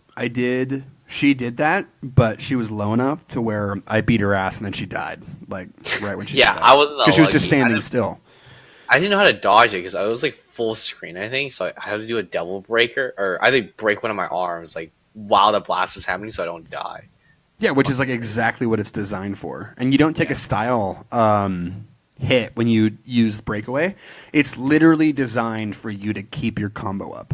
So it's like if you take a hit while using a breaker, you take a style hit and you lose a breaker and you lose health. Or actually, I don't think you lose health, but you lose your breaker. But with breakaway, the move, it allows you to get iframes by sacrificing one of your arms. So it's like I never really implemented using that. I didn't either. I kept forgetting that breakaway was an option. Mm-hmm. I am definitely I have DT now, so I don't really need to use. See, yeah, that's breakaway. the problem. Now I swapped the mapping of DT to breakaway, so I DT with breakaway instead of the D-pad. Mm-hmm. So now breakaway is D-pad, so I feel like I'm just gonna underutilize it too. Yeah, I don't. Yeah, I don't really use breakaway, but it's a good idea. So okay, and then you have Urizen and then Urizen 2. So what did you think of those? So like Urizen. Like, holy shit, man. He is so cheap sometimes. Like, double laser, like top little beams, and then the bottom, like, wave burst things at the same time. Full sweep beams, and then the time slow. Oh, the meteors. Oh, my God. That's the cheapest move. That's so cheap. Like, if you're in the air as Nero, you're fucked. Like, you're fucked. Yeah. They'll shoot that at you. You won't be able to dodge in the air, and you just get... Even if you dodge the first one, there comes a second one right after that. So you know what's more bullshit is I was playing yesterday and I dodged, or the first one shot at me, but it was so far away it was gonna hit me. It hit the floor, bounced, changed its trajectory, and flew right in my face and killed me. I was like, "What the fuck?" That's awesome. Do that. That is fucking bullshit. Fuck that. Yeah. So yeah, Urizen 1 is pretty hard because it's just like ground lasers, little beams that come from above you, bursts from the ground, meteors, time slow, and then all of it all at once. So you really have to like, boy oh boy, are you on your toes. I can't even see the screen. There's so much shit going on. It's a super spammy fight. Yeah. Like, you can dodge most of it, and I feel like you're not really looking at the projectiles. You're just dodging in the hopes that you're dodging things. Oh no, I'm definitely looking at the projectiles. Like I'm like, okay, he just did the top beam, so that means I need to like either jump or side dash, or it's like the lasers are coming out. I need to be in the air. Okay, time's coming out. I'm fucked. I just need to avoid that. Dude. Like I just kind of need to like try and get near the edge of that. With the time slow, you can abuse it. If you dodge with the time slow, you just the time slow slows down your iframes, so you just get more iframes. No way, really? Yeah. Oh wait, you know what? I've noticed that because I was in the middle of a dodge and I was in slow, and the beams hit me and nothing happened because my iframes were like ×5. Yeah. Which is badass. And then you have Urizen 2, which was super fun. I thought it was hella fun. You're in like the one where his second form, he stands up. Yeah, and then he's like, in that field. That's what I'm talking about. Is that Urizen 3? Would you count that as Urizen 3? Yeah, Urizen 3. This is a boxer, dude. What? Urizen 3 where he eats the fruit and he loses like tentacles. Yeah, he's just a fucking boxer. He just punches the shit out of you. He does. He punches the shit out of you, and then he does like that kick. He does like that he just like kicks you. I mean that's all it is. He just kicks the shit out of you. Basically it's the same boss. He gets in melee moves, but he can move. But he does the same amount of spam attacks too. Yeah, he does and he moves. Yep. He moves, has more moves, and can teleport. And then, like, during his end state, he just does, like, crazy fucking, like, rushes in and uppercuts the shit out of you. That move does, like, 6 bars. Yeah. I kept dying by that. That fight is super fucking fun. Yeah. Especially because, like, the little, like, world shatters. And, like, the glass comes down, and it's, like, super trippy looking. Like, literally, like, it's like this imagination land area. Fuck, dude. And like the glass of the imagination like shatters and falls, and there's like bits of Clythoth, and then like the field where they're at, and then like you fight this boss that's like fucking 5-10 times your size. It's like 20 feet tall, dude. Yeah. You're like fucking up to his shins. Yeah, and he's just kicks like you, man. bodying your ass with like kicks and time slow and burst from the ground and all this shit. That was fun as fuck. And then you get the cutscene where V becomes Virgil. Bam. Yep. Like, which was sick because right near the end of that, like Dante realizes it and he's like, oh shit. And he starts running towards him and then he becomes Virgil. Yeah. And then and then you get mission 18, 19, 20. Awesome. And then I guess like the two other bosses we really haven't talked about was like Virgil and Virgil 2. Fight the nightmares. Oh. I guess we kind of yeah. The nightmares. Yeah, the boss rush. Right. Yeah.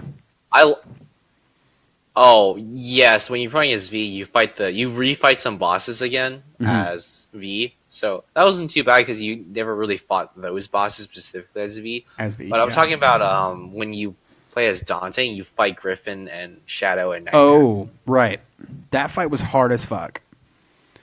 I thought that was a pretty fun fight because they're essentially the characters you've been using this entire time, and they play the same way. They do, 100%. Yeah. I mean, they have. I noticed that they don't have the exact moves you have. So, like, if you didn't max out his move list with all the characters, they will use moves that you didn't use as V, which is okay. No problem there. Yeah, but they get their full move set. Yeah, they get their full move set. But it was actually really cool because it's like, and they're also enhanced, so it's like an enhanced move set, and you have to fight these 3 characters that you've been using for half the game, and you have to fight them all one at a time, and then all 3 at once. And when you get to that final fight where it's all 3 of them at once, it is for me hard. I mean, like, it didn't take me a long time, but like the actual fight when I did actually beat him. It took me like 15 minutes because Nightmare would come out, he'd heal Shadow and Griffin, and then I remember one part in the fight when I had him to a quarter health, he went over to this area of the map, Nightmare, and I chased him, and before I got to him, he literally healed 75% of his health. Yeah. I was like, are you fucking shitting me right now? And the fight just took a long time. It wasn't super hard because it was just like kind of like pick an enemy to fight, get it to the orb, either attack the orb or attack the next. And that was something that you and I talked about last night or this morning. That was really cool. Like, they still died exactly like they do with V. So like if you do enough damage to them, they turn into a little ball for like 30 seconds or 20 seconds or something, and you can just wail on them. And they don't come back until Nightmare resummons them. So it makes the fight a lot easier once you actually fully kill one of them. Yeah. So that fight was actually pretty good. It was a cool way of like really showing that, V had become someone else, and you spent time with these characters, so you should know the way that they play. And it was really fun to have to fight them, and all at once too. So it's like you're literally like an enemy in the game, and it's like fighting V. Like, you basically got your fight V mission, which was just fight as familiars. So and then the last one I guess is Cerberus. Oh, Cerberus. Yeah. That was hard. That fucking fight was hard as shit. That was one of the gold orb fights for me. Oh, what were some of your gold orb fights? Goliath for some reason. Really? You just had tons of trouble with him, huh? Yeah, I just because you didn't have any moves. Slapped. Yeah, I just could not dodge for the life of me. Yeah. I kept getting hit by his swipes. Yeah. I think the problem is once you die in a boss fight, you don't come back with a lot of health, so it was like just made it like more difficult. Wait, when you gold orb, you get full health. But if you don't gold orb and you just give up, you come back and you don't have full health. Oh, yeah. Yeah. You go into the fight with the amount of health that you had at the checkpoint. It's from the checkpoint, basically. Yeah. That's why I had to restart mission 4, is because my V had like 6 fucking health bars. Urizen's probably one of the ones where I had a gold orb because like it was just me just trying to get through the amount of spam attacks he does. Yeah. Just super annoying. I definitely orbed Cerberus. I orbed... Fuck, I I don't remember what other ones I orbed, but I know that I orbed a few more. But I didn't orb the important ones. I didn't orb Virgil. I didn't orb Virgil 2. I may have orbed some of V's ones, because just like V is just so not my style, man. It's just I didn't orb any of the V ones just because of how easy his boss fights were. Just because, like, really, I had a lot of trouble with the horse. Really? Because like on my that was second like I just ran around, didn't do anything, like as B, and just spammed all my buttons. Just don't lock on. Dude. Just don't lock on. Yeah, no. It's such a weird. It's so weird. Yeah, he didn't even Cavalier Angelo didn't even really attack. He kept attacking my fucking bird. Right. But every time he would die, it's just nightmare, and summon back the bird. Yeah, and then you just get rid of him right away. That's a strat, man. That's definitely a strat. For sure. It's not a very fun strat. That's why I kind of dread playing the higher difficulties, because I have to play as B again. Yeah. And you have to do it every time. It's not like you get to pick. Like some missions, you get to pick. I'm probably not going to pick V ever. I'm always going to pick Nero.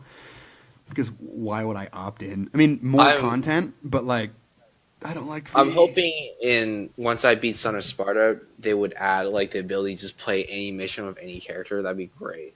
Never going to happen. Mods. It's just not, dude. It's just not.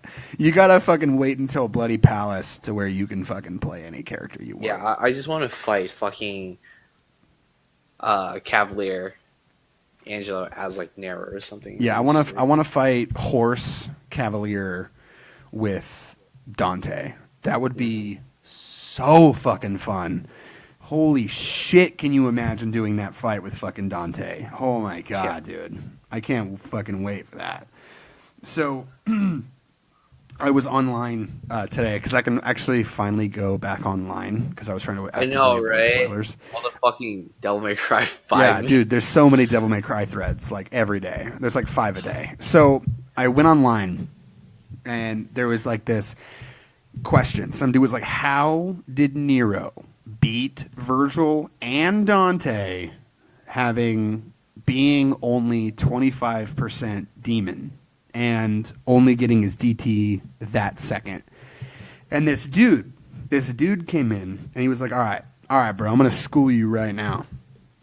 Dante is more powerful than Sparta ever was. And the reason for that is because he's half human. And you go, okay, well, that's like a lame answer. And he goes, okay, here's the reason why. Demons are powered up by human blood. They explain it all throughout 5. They go, the Qliphoth is fueled by human blood. Demons are fueled by human blood. That's what they love. So if you have a demon that is half human, you have a source of fuel that demons don't have. Right? So that makes you more powerful than a demon. Nero is only 25% demon, which means he's 75% human, which means he's getting 75% more fuel. So that means he's getting 25% more fuel than Virgil and Dante. So he's the most powerful Devil Trigger that's ever existed until we get Kyrie and Nero's kid, which is going to be like, what is that, like 1/5 or something? 20%? 20%. Holy shit. Can't wait to see what fucking happens with Nero's kid. But, like, that was, like, a super sick explanation because he just beats the shit out of Dante. He, like, hits him one time, and Dante's like, fuck this. I'm out. Like, you guys figure it out. I'm taking a nap. Like, that hurt like hell. And then you just body Virgil. Like, you literally just sexually dominate Virgil, like, for Mission 20. And this dude, like, explained, I don't even know, hey, fucking cheers to you, Anon. But I was like, that's the coolest fucking explanation for power levels in DMC. Like, that's why Dante is more powerful than any demon. It's because he's half human. That's why Virgil's so strong. And then that's why Nero is so strong, because he's even less demon. It gives you more fuel to use as your demon form, which... You know, what I think is funny is how Virgil eats that fruit as urine. Yeah. But then he gets powered up, but he still loses to Dante. But even like after he became human again, like after he like reverted back from Urizen back to Virgil. When he combined, he became Virgil again. Like you think he would still have the power of that fruit, so he'd still be super strong. But he did. No. I would say that he did. He was hard as fuck. He was hard as fuck to fight. He's technically still the same strength as Dante, though, right? Like they're. I guess. Or at least it appears that way. Yeah. Because they're essentially just beating the shit out of each other. Right.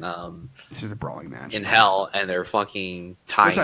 Which I love. I love, like, because I knew, like, if they both went to hell, they're going to spend eternity just beating the shit out of each other. Like, that's what's going to be their destiny, basically, until they escape. But, like, I was talking to you last night, like, can you imagine being a demon and then, like, hearing, like, Virgil and Dante, like, fighting, and you're just like, oh, my God, they're at it again. And then you just hear, gun, sword, trick, sword, gun, sword, trick, gun, sword, royal guard. And you're just like, and then your like, your demon friend just, like, blows up. You're just like, no, here he comes. And he's just, like, styling on your ass, like, talking shit, and you just get cut down. And then, like, fucking Virgil's just, like, judgment cut ending all of hell. I think one of the biggest reasons why I didn't like Cerberus is because every time you Cerberus, Dante just like, oh my God. Yeah, it's fucking obnoxious as fuck. But that's part of the fun, because, like, that's exactly, like, this Bruce Lee impression. In DMC 3, when you get that cutscene for Cerberus, when he gets the weapon, it's, like, super cool. And I was like, please, God, give me the cutscene, like, in DMC 5. And he, like, does, like, exactly the same thing as, like, DMC 3. And then he switches it to the staff. And then he switches it to the 3-part staff. So I'm, like, I'm honestly excited to use it in SOS. But it was just too weak near the end of the game. I honestly couldn't use it. I guess I didn't really have time to, like, understand all its moves too, because it's fucking super complicated. There's a lot of. It's very complicated. Going off that, like, devil arms, like, which one is your favorite devil arm out of, like, all the games though? All the games? Yeah, at least maybe in 5. Like I already established my favorite was, like, Barlog. In 5, Balrog is my favorite. Yeah, and then Dante is next, and then Cavalier is third, and then right now Cerberus is fourth. Mm-hmm. In 4, the fist weapon and kick weapon were my favorite, because you could charge every single punch and kick attack to do more damage, which I fucking loved. And then what else do you get? Oh, the fucking sword weapon in 4 was wild. I mean, the sword one in 3. No, in 4, where you could, like, summon 50 fucking swords. The needle one with the rose. Oh, the needle one? Yeah, I like that one. That one was fucking wild. And then you have Rebellion, and then you have Pandora's Box. Yeah. Is that it? You just have... Oh, yeah, you have the punch weapon, you have the sword, and you have the needle weapon. That's what you get in 4. And one of them was a gun. It became a Pandora's Box. Yeah, Pandora's Box. Yeah, the suitcase. Oh, it's pretty sick. So the taunt with the suitcase where you pop it open and you stand on it was very cool. In 3 had a lot of weapons. 3 had a lot of weapons and a lot of styles. And one of the I really miss this, but they kind of implement it in different ways in the games past 3. In 3, you had 2 extra styles, I think. As far as I can remember, you had Quicksilver, and what was the other one? Quicksilver and Doppelganger. Oh, I don't remember Doppelganger. Quicksilver was time slow, which they put back into the game with Nero, and then Doppelganger was adopted by DMC Devil May Cry, and then since they liked that concept, they brought it back to Devil May Cry Special Edition and Devil May Cry 5. That became a thing that Virgil kept, as was Doppelganger. But I really wish that, like, in 4, you had Darkslayer as Dante. Once you get to that part of the game, you can pull out Yamato and you can use Darkslayer, which was fucking awesome. I wish they would have done Quicksilver and Doppelganger in 5 as a sort of, like, double press. Like, double press fucking Swordmaster and you get Doppelganger. And you just, like, drop a Doppelganger for some DT bar. Or, Royal Guard. If you double tap Royal Guard, you get fucking Quicksilver. I really wish they brought back Shadow Slayer. I really Darkslayer? like. Yeah, Darkslayer, where Dante gets the fucking Yamato and he does all of fucking Virgil's moves. Oh, That was so sick. good. So fun. Like when you would just like you do Sword Master, you'd get a combo, and then you would just like pull Darkslayer out for like 1 second, do like the 3-hit combo, and then do like the slash, and then like move into just every other combo. Oh my god, fucking dynamite, dude. Oh, Jesus Christ. And then in 1 and 2, I didn't ever beat him. I played him, but I didn't beat him. So, I mean, and like honestly, 3, 4, and 5 are like the real, for me, like the real Devil May Cry's, like it gained its personality, where it's like, there's tons of weapons, there's tons of styles, party time. Those are my, obviously, top 3 favorite Devil May Cry games. So, what were yours? Name the games. Name the Devil Arms. I think in 3, the ones I used the most were the twin swords, the fire and the ice one. Agni and Rudra. Yeah, Agni and Rudra. I used that a lot. I like those. 4, Revan was cool. I never really used it, but I keep hearing how Revan is like one of the best best Devil Arms in the game. It's the guitar with the bats. Oh yeah, I remember that. There's a lot in 3. I don't remember. Is. There's a so fuck ton of weapons and styles and guns and shit in 3. Mm-hmm. Sniper, rocket, shotgun, pistols, guitar, punch kick weapon, nunchucks, guitar, guitar. It's the fucking guitar. And then you get 2 extra styles, which is like fucking awesome. Like when DMC4 got announced or whatever, and it was like, hey, we did Devil May Cry 3, right? You like those styles? What if you could switch them all at once instead of like going to a mission screen? That's the biggest reason why I can't play 3 is because you can't switch them on the fly. You have to pre-select it. Yeah. That was what kills me. I think that's why it makes it not age very well when 4 is out there, where you can switch between all of the styles. Yeah. Oh, I love, like, my brain honestly can't handle all the style switching. And, like, I know there are some, like, true style guys out there that are guys and girls. Can't handle switching styles. I have the Xbox 360, like, fat thumb, like, switching styles a lot. So yeah. I want to switch to World Guard, but I'll pick, like, Sword Master instead of fucking World Guarding. I'll just fucking do my little spin move and just fucking die as Dante. Yeah. I kept, like... The thing with me is like I forget what style I'm on because I'm like I'm in the hype, you know. I'm in the mode, and I forget. Like, oh shit! I do this spin move right as a fucking a judgment cut's coming at me, and I'm like fuck, and I get hit. And I'm just like I wasn't in Royal Guard. I thought I was in Royal Guard. And 4 is even worse because if you're on the same one, you press it twice, you switch to Darkslayer. Yeah, you switch to fucking Darkslayer. Yeah. Yeah, that was even more confusing. God. Imagine DLC to bring back all those modes, so you have Darkslayer, fucking Quicksilver and Doppelganger? Quicksilver. Oh my god, dude. If they bring that shit back... 7 styles for Dante. 7 styles? 7 styles? Could you fucking imagine 7 fucking styles for Dante? Holy you still don't use shit. Gunslinger. And you still don't use Gunslinger. Oh, it looks cool, but I feel like it's never practical. I think, like, against mobs, it's practical because you can do twin shot or twin bang bang mode, which lets you, if you press B or Y like quickly after one another, you can just start shooting everyone in the map. So like you can shoot the dude in front of you, and then you'll shoot left, right, and behind you, and that'll like let you fuck up enemies with guns, you know. But I think Devil May Cry 3 had where you could ride on enemies, and it's never come back, and I wish that it would.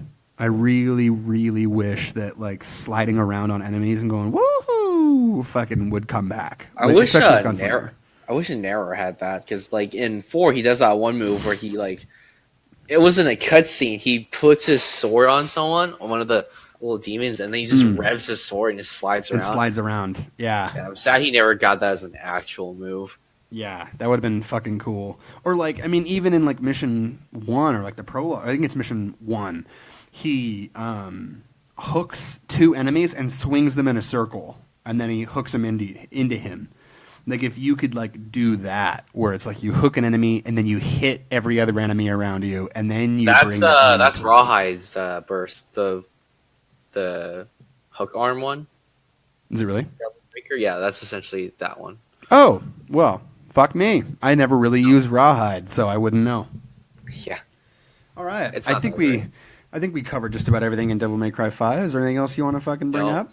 And 4 and 3. And yeah, I'm probably never going to do another episode. I mean, honestly, like, there's no real point to talk about any other Devil May Cry game because this was such a send-off to all of them. It was like, hey, did you like Devil May Cry 3? Here it is.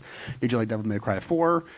Nero gets a Devil Trigger. I mean, like, it was just... But he plays the same. He plays the same exactly as 4. He just gets more at it. More, yeah. And that's the best part of 5 is essentially they're the same characters from 4, and they just have additional stuff. Like, Dante's just a different arm, so he plays exactly the same. Mm-hmm. It's just, hey, did you like playing as Nero? Well, we just made Nero exactly what you're used to with even more shit. I guess, like it in the beginning, you don't have the Devil Bringer, which is like, we changed him, but then when you beat it, it's like, hey, you got all of it. Like, just and use it's it all. the exact same thing. He gets the exact same moves from 4 with his Devil Trigger, like the same Devil Trigger moves. Oh yeah, dude! I just unlocked one of them, where like the multi-slash one, where he like slashes a tons of times. Oh my god, dude! I haven't used it yet, but it's like it was such a good throwback when he shoots his gun and he shoots the little and the blades. Shurikens. Oh shit! I was doing the fight with Virgil, and I was like, me and you were in the call, and I was like, oh my god, he's got the fucking blades that shoot out, and you were like, yeah dude, it's DMC4, and I was just like, that's the best part. He becomes DMC4 Nero. He even has the move where you can grab an enemy and just hold them with Devil Bringer. Mm-hmm. He has that too. I was damn, such a good throwback. In 4 with the Devil Bringer, you can grab an enemy, right? And you can hold it. If you hold the move, you can grab him and you just keep him as like a little shield. Oh, kind of thing. I remember that. You can do that in 5. Yeah. Oh, it's exactly the same as 4. When you Devil Bring him, if you hold the button, he holds him as a shield. Oh my god, I haven't done that yet. I didn't know he could do that. Yeah, I didn't know he could do that too until I fucking held it for a little bit longer than usual. I was like, wait, I can do this? Shit. Oh my god, they were like, hey, Devil May Cry with 4 was fucking badass. What if we just did it again? That's god damn. Like, this is like Metal Gear Solid 4 was like a super fan service game. It was like, you know, boss rush of all your favorite characters. All your favorite characters are back. We're going to end it. You know, it's going to be badass. But like this game is that times 10. It's just fan service. It's just like, did you like DMC3? It's all back. Did you like DMC4? Guess what? We did it times 10. And no boss rush mode and no board game. No board game. God, but like, you know, but like really all the good stuff, you know, like, hey, you only got to play as Dante for half the game. What if you play Dante as half the game, but you don't fight the same bosses and it's also like a real game? Yeah. It was just, oh my god, dude. When fucking Nero gets his fucking Devil Trigger, it's the best feeling. He just flies in. He plays exactly like DMC4. He gets his arm back. I mean, I was literally like, I live in a house with other people, and I was literally like, oh my fucking god! And I was like, I asked the person I live with today. I was like, hey, did I wake you up last night at like 2 a.m? Because like I was loud as fuck. She's like, no, I have no idea what you're talking about. And I was like, fuck yeah, dude, because I was like yelling about how fucking incredible the final 2 missions were. Yeah.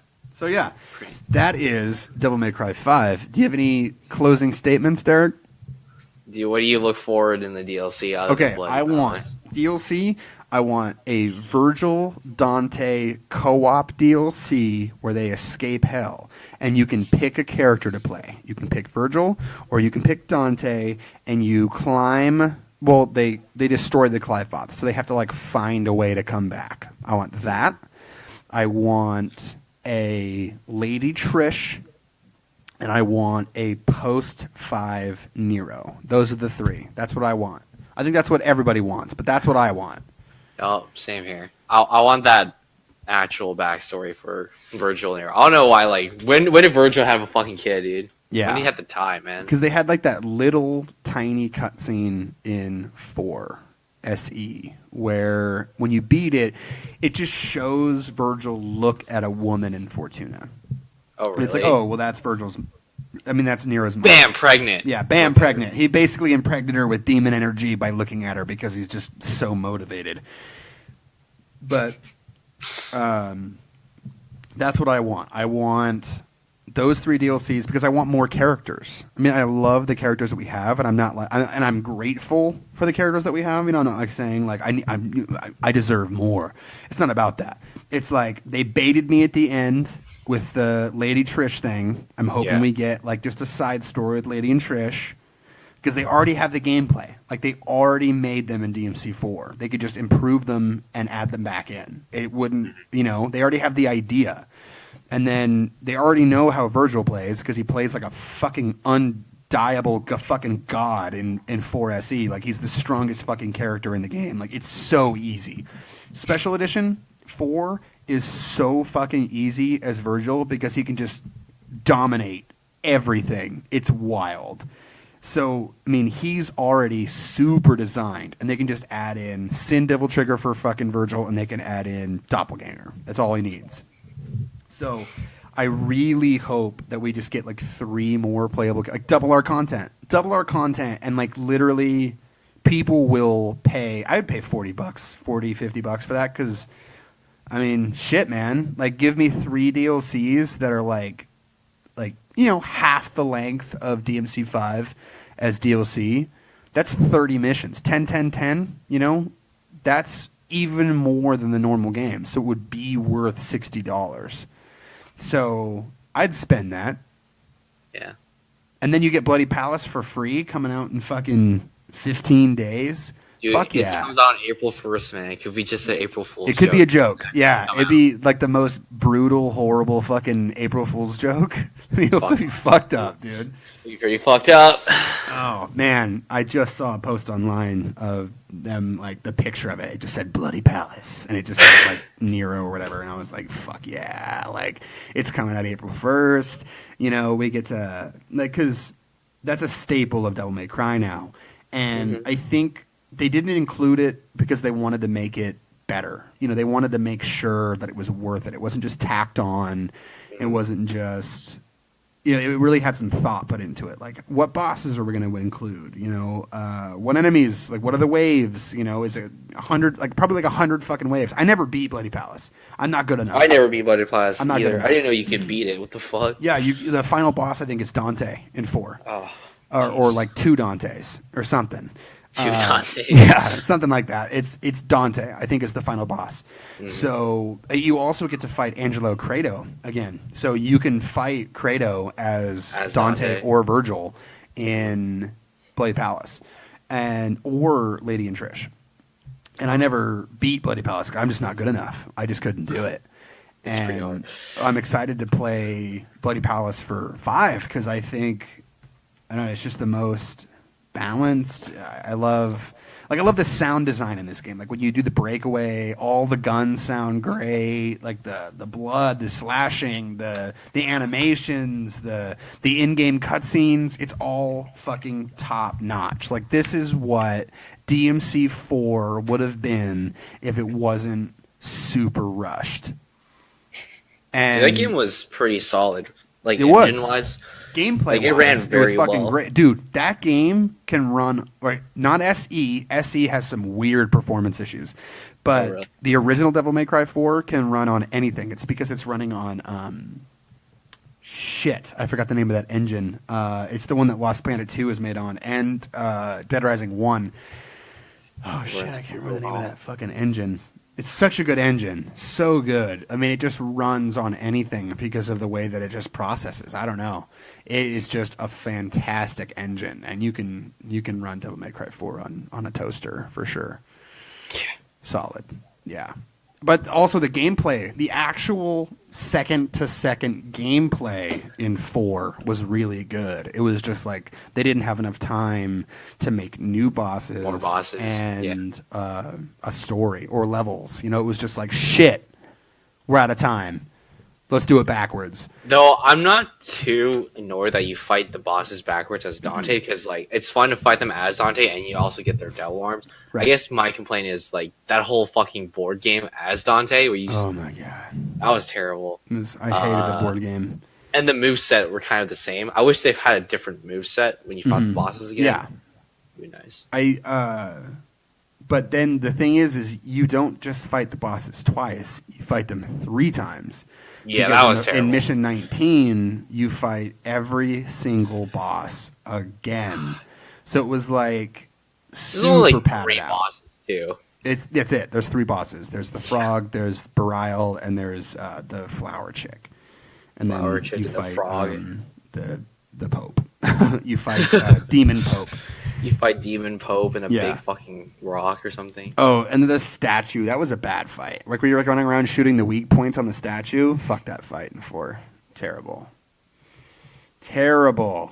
But, I mean, I think I enjoyed every boss fight in 5 in its own way. Like, the horse, badass because of the time slow and him just, like, teleporting around. Mm-hmm. Did I like doing it as V? No. Would it have been way better as Nero? Yes. But, I mean, you get what you get. And I'm hoping we get to fight the fucking... Oh, dude, how sick would it be if there's a 2-phase boss fight where you fight Cavalier Angelo on the horse, you beat 1 whole health bar, and then the horse dies, he gets on the ground, and then it's just like, you fight him again without the horse. Now that would be a sick-ass boss fight. Dude, like I would fucking play that. I would just... Like, that was a fun fight. That was a good-ass fight. Yeah, it was. Oh. You had to play as V. I wish I could play as Dante. So, Bloody Palace, baby. Bloody Palace. He's definitely going to be in it. So I think we covered all of my notes. Oh, Devil Sword Dante. Before we leave, it's under 2 hours. So I got you like, let's just say 4 more minutes.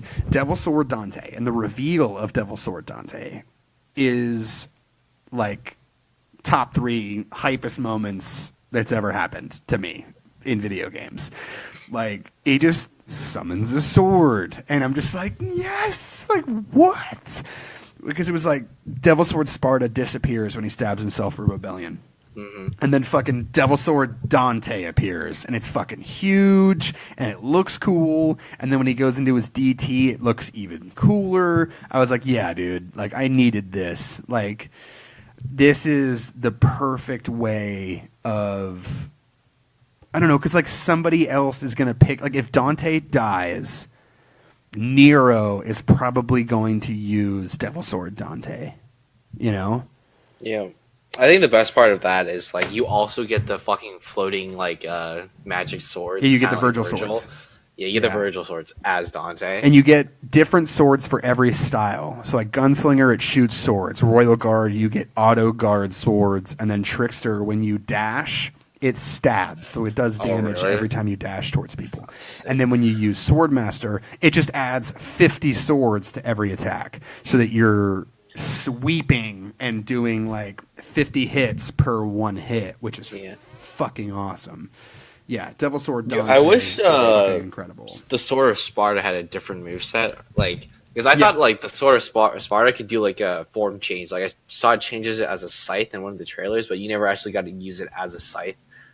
I wish because that's like Trish's thing. Yeah, I wish he had that ability. I guess if Trish ever gets... Oh, because she, in DMC4, when she throws it, because she can throw Sparta, and then it turns into a scythe, and it like constantly hits one enemy. And it just like circles around him, and then it flies back. When Dante does that too, it turns into a scythe. But I don't think you would get to use it as a scythe, like an actual scythe. Oh, you don't get to use it as an actual scythe. Yeah, that would have been cool. Add a fucking scythe. DLC-wise, that would be a good addition. It'd be nice. Yeah, it'd be fucking... Dude, the more weapons, the better. Yeah. It's just so much fun. To be honest, the only thing I want in DLC is HT Kyria. Oh, yeah, dude, just put my waifu in. Just put Kyrie in the game. Let me see her fucking DMC5 model, dude. What? she's stacked. I hope they don't ruin her with like, because they're doing like that like mocap shit, which I think the Virgil look. I seriously don't like the way Virgil looks. I think he looks interesting. He, it's the big forehead. He does have like an above average forehead, but it's just like they just modeled him after their like stunt people. Ruben Langdon. I think the problem is the translation of the anime haircut into like a fucking Caucasian like white dude does not translate well. The whipped back hair. I think he still looks like cool and like he's instantly recognizable. Like there was no issue like knowing like when he appears that's Virgil, and that's good. I love that cutscene in Mission 19 where he's like, how many times have we fought? And he's like, it's the only thing I can remember from us being kids. And they both like smirk at each other. I like really, really like that cutscene. The cutscenes in this game are fucking incredible. Like all of them are really, really good. I loved the intro cinematic where he's like flipping over the car and the credits are coming on. Loved that. Like I loved him just Devil Trigger playing, him like flipping over the truck, like just shooting demons in the face. That was fucking great. I loved like all of Dante's cutscenes because he's always just like talking mad shit. Yeah, the cutscenes in this game were fucking great. This is the game with the best cutscenes aside from 3. 3 had some really good cutscenes, but it's like, what if they were like super HD? And this is what that is. I dig it. I dig the fuck out of it. Yeah, fucking good ass game, man. I give it a all right, Derek. Give it a rating. Give Devil May Cry 5 a rating out of D to triple S. Yeah. Well, I'll give it a S. I'm gonna give it a double S. Yeah, because the weak part is V. Yeah, that's it. That's like literally the only qualm I have is I just don't like V. And that's personal preference. I mean, that's some people are gonna like him, and some people are gonna like the way that he plays. But when I am now going to have to, when I beat this game 5 more times, I am going to have to play as V every time because that's the way this game is structured. Do I have to pick him when we get to divide up? No. But do I have to do him in all the mandatory missions? Yes. Am I looking forward to that? Absolutely not. So that is why it doesn't get the triple S. That is it. Sexy smoking styling. Smoking sexy style. Oh God, dude. This gets a sexy for me. It just gets a sexy. Yep. All right. Well, Derek, thank you for being on. I appreciate it. This is the longest episode we've ever had on Level Die. So I'm very excited. This is not going to come out right away. It'll come out in a little while. Well, I'm going to delete all this shit. But thanks for being on. No problem. Good to be here. Good to be here. Hopefully we can team up for another game. Oh, Kingdom Hearts 3. I'm getting Kingdom Hearts 3 soon. And oh man, like within a week, I'll probably have Kingdom Hearts 3. So yeah, I want to hear your opinion on that game because it's a mixed bag. Okay, so we're gonna bring Maddie in on that because she's been playing Kingdom Hearts since 1 when she was like 8 years old. So me, you, and her can talk about some Kingdom Hearts 3, and there's going to be some debate because she loved it. She thought it was fucking great. And you thought it was, like, good, but, like, there was some shit you didn't like. It's not a complete game. I want to say that. It's maybe because I grew out of it, Kingdom Hearts, but the story-wise, like, it's just... I guess the story was always not that great, but... All right. Well, we'll have to see. I feel like it was an unfinished game, yeah. All right. Well, thanks, Derek. I'm going to end this shit and... Get some water, dude. My throat's fucking dying.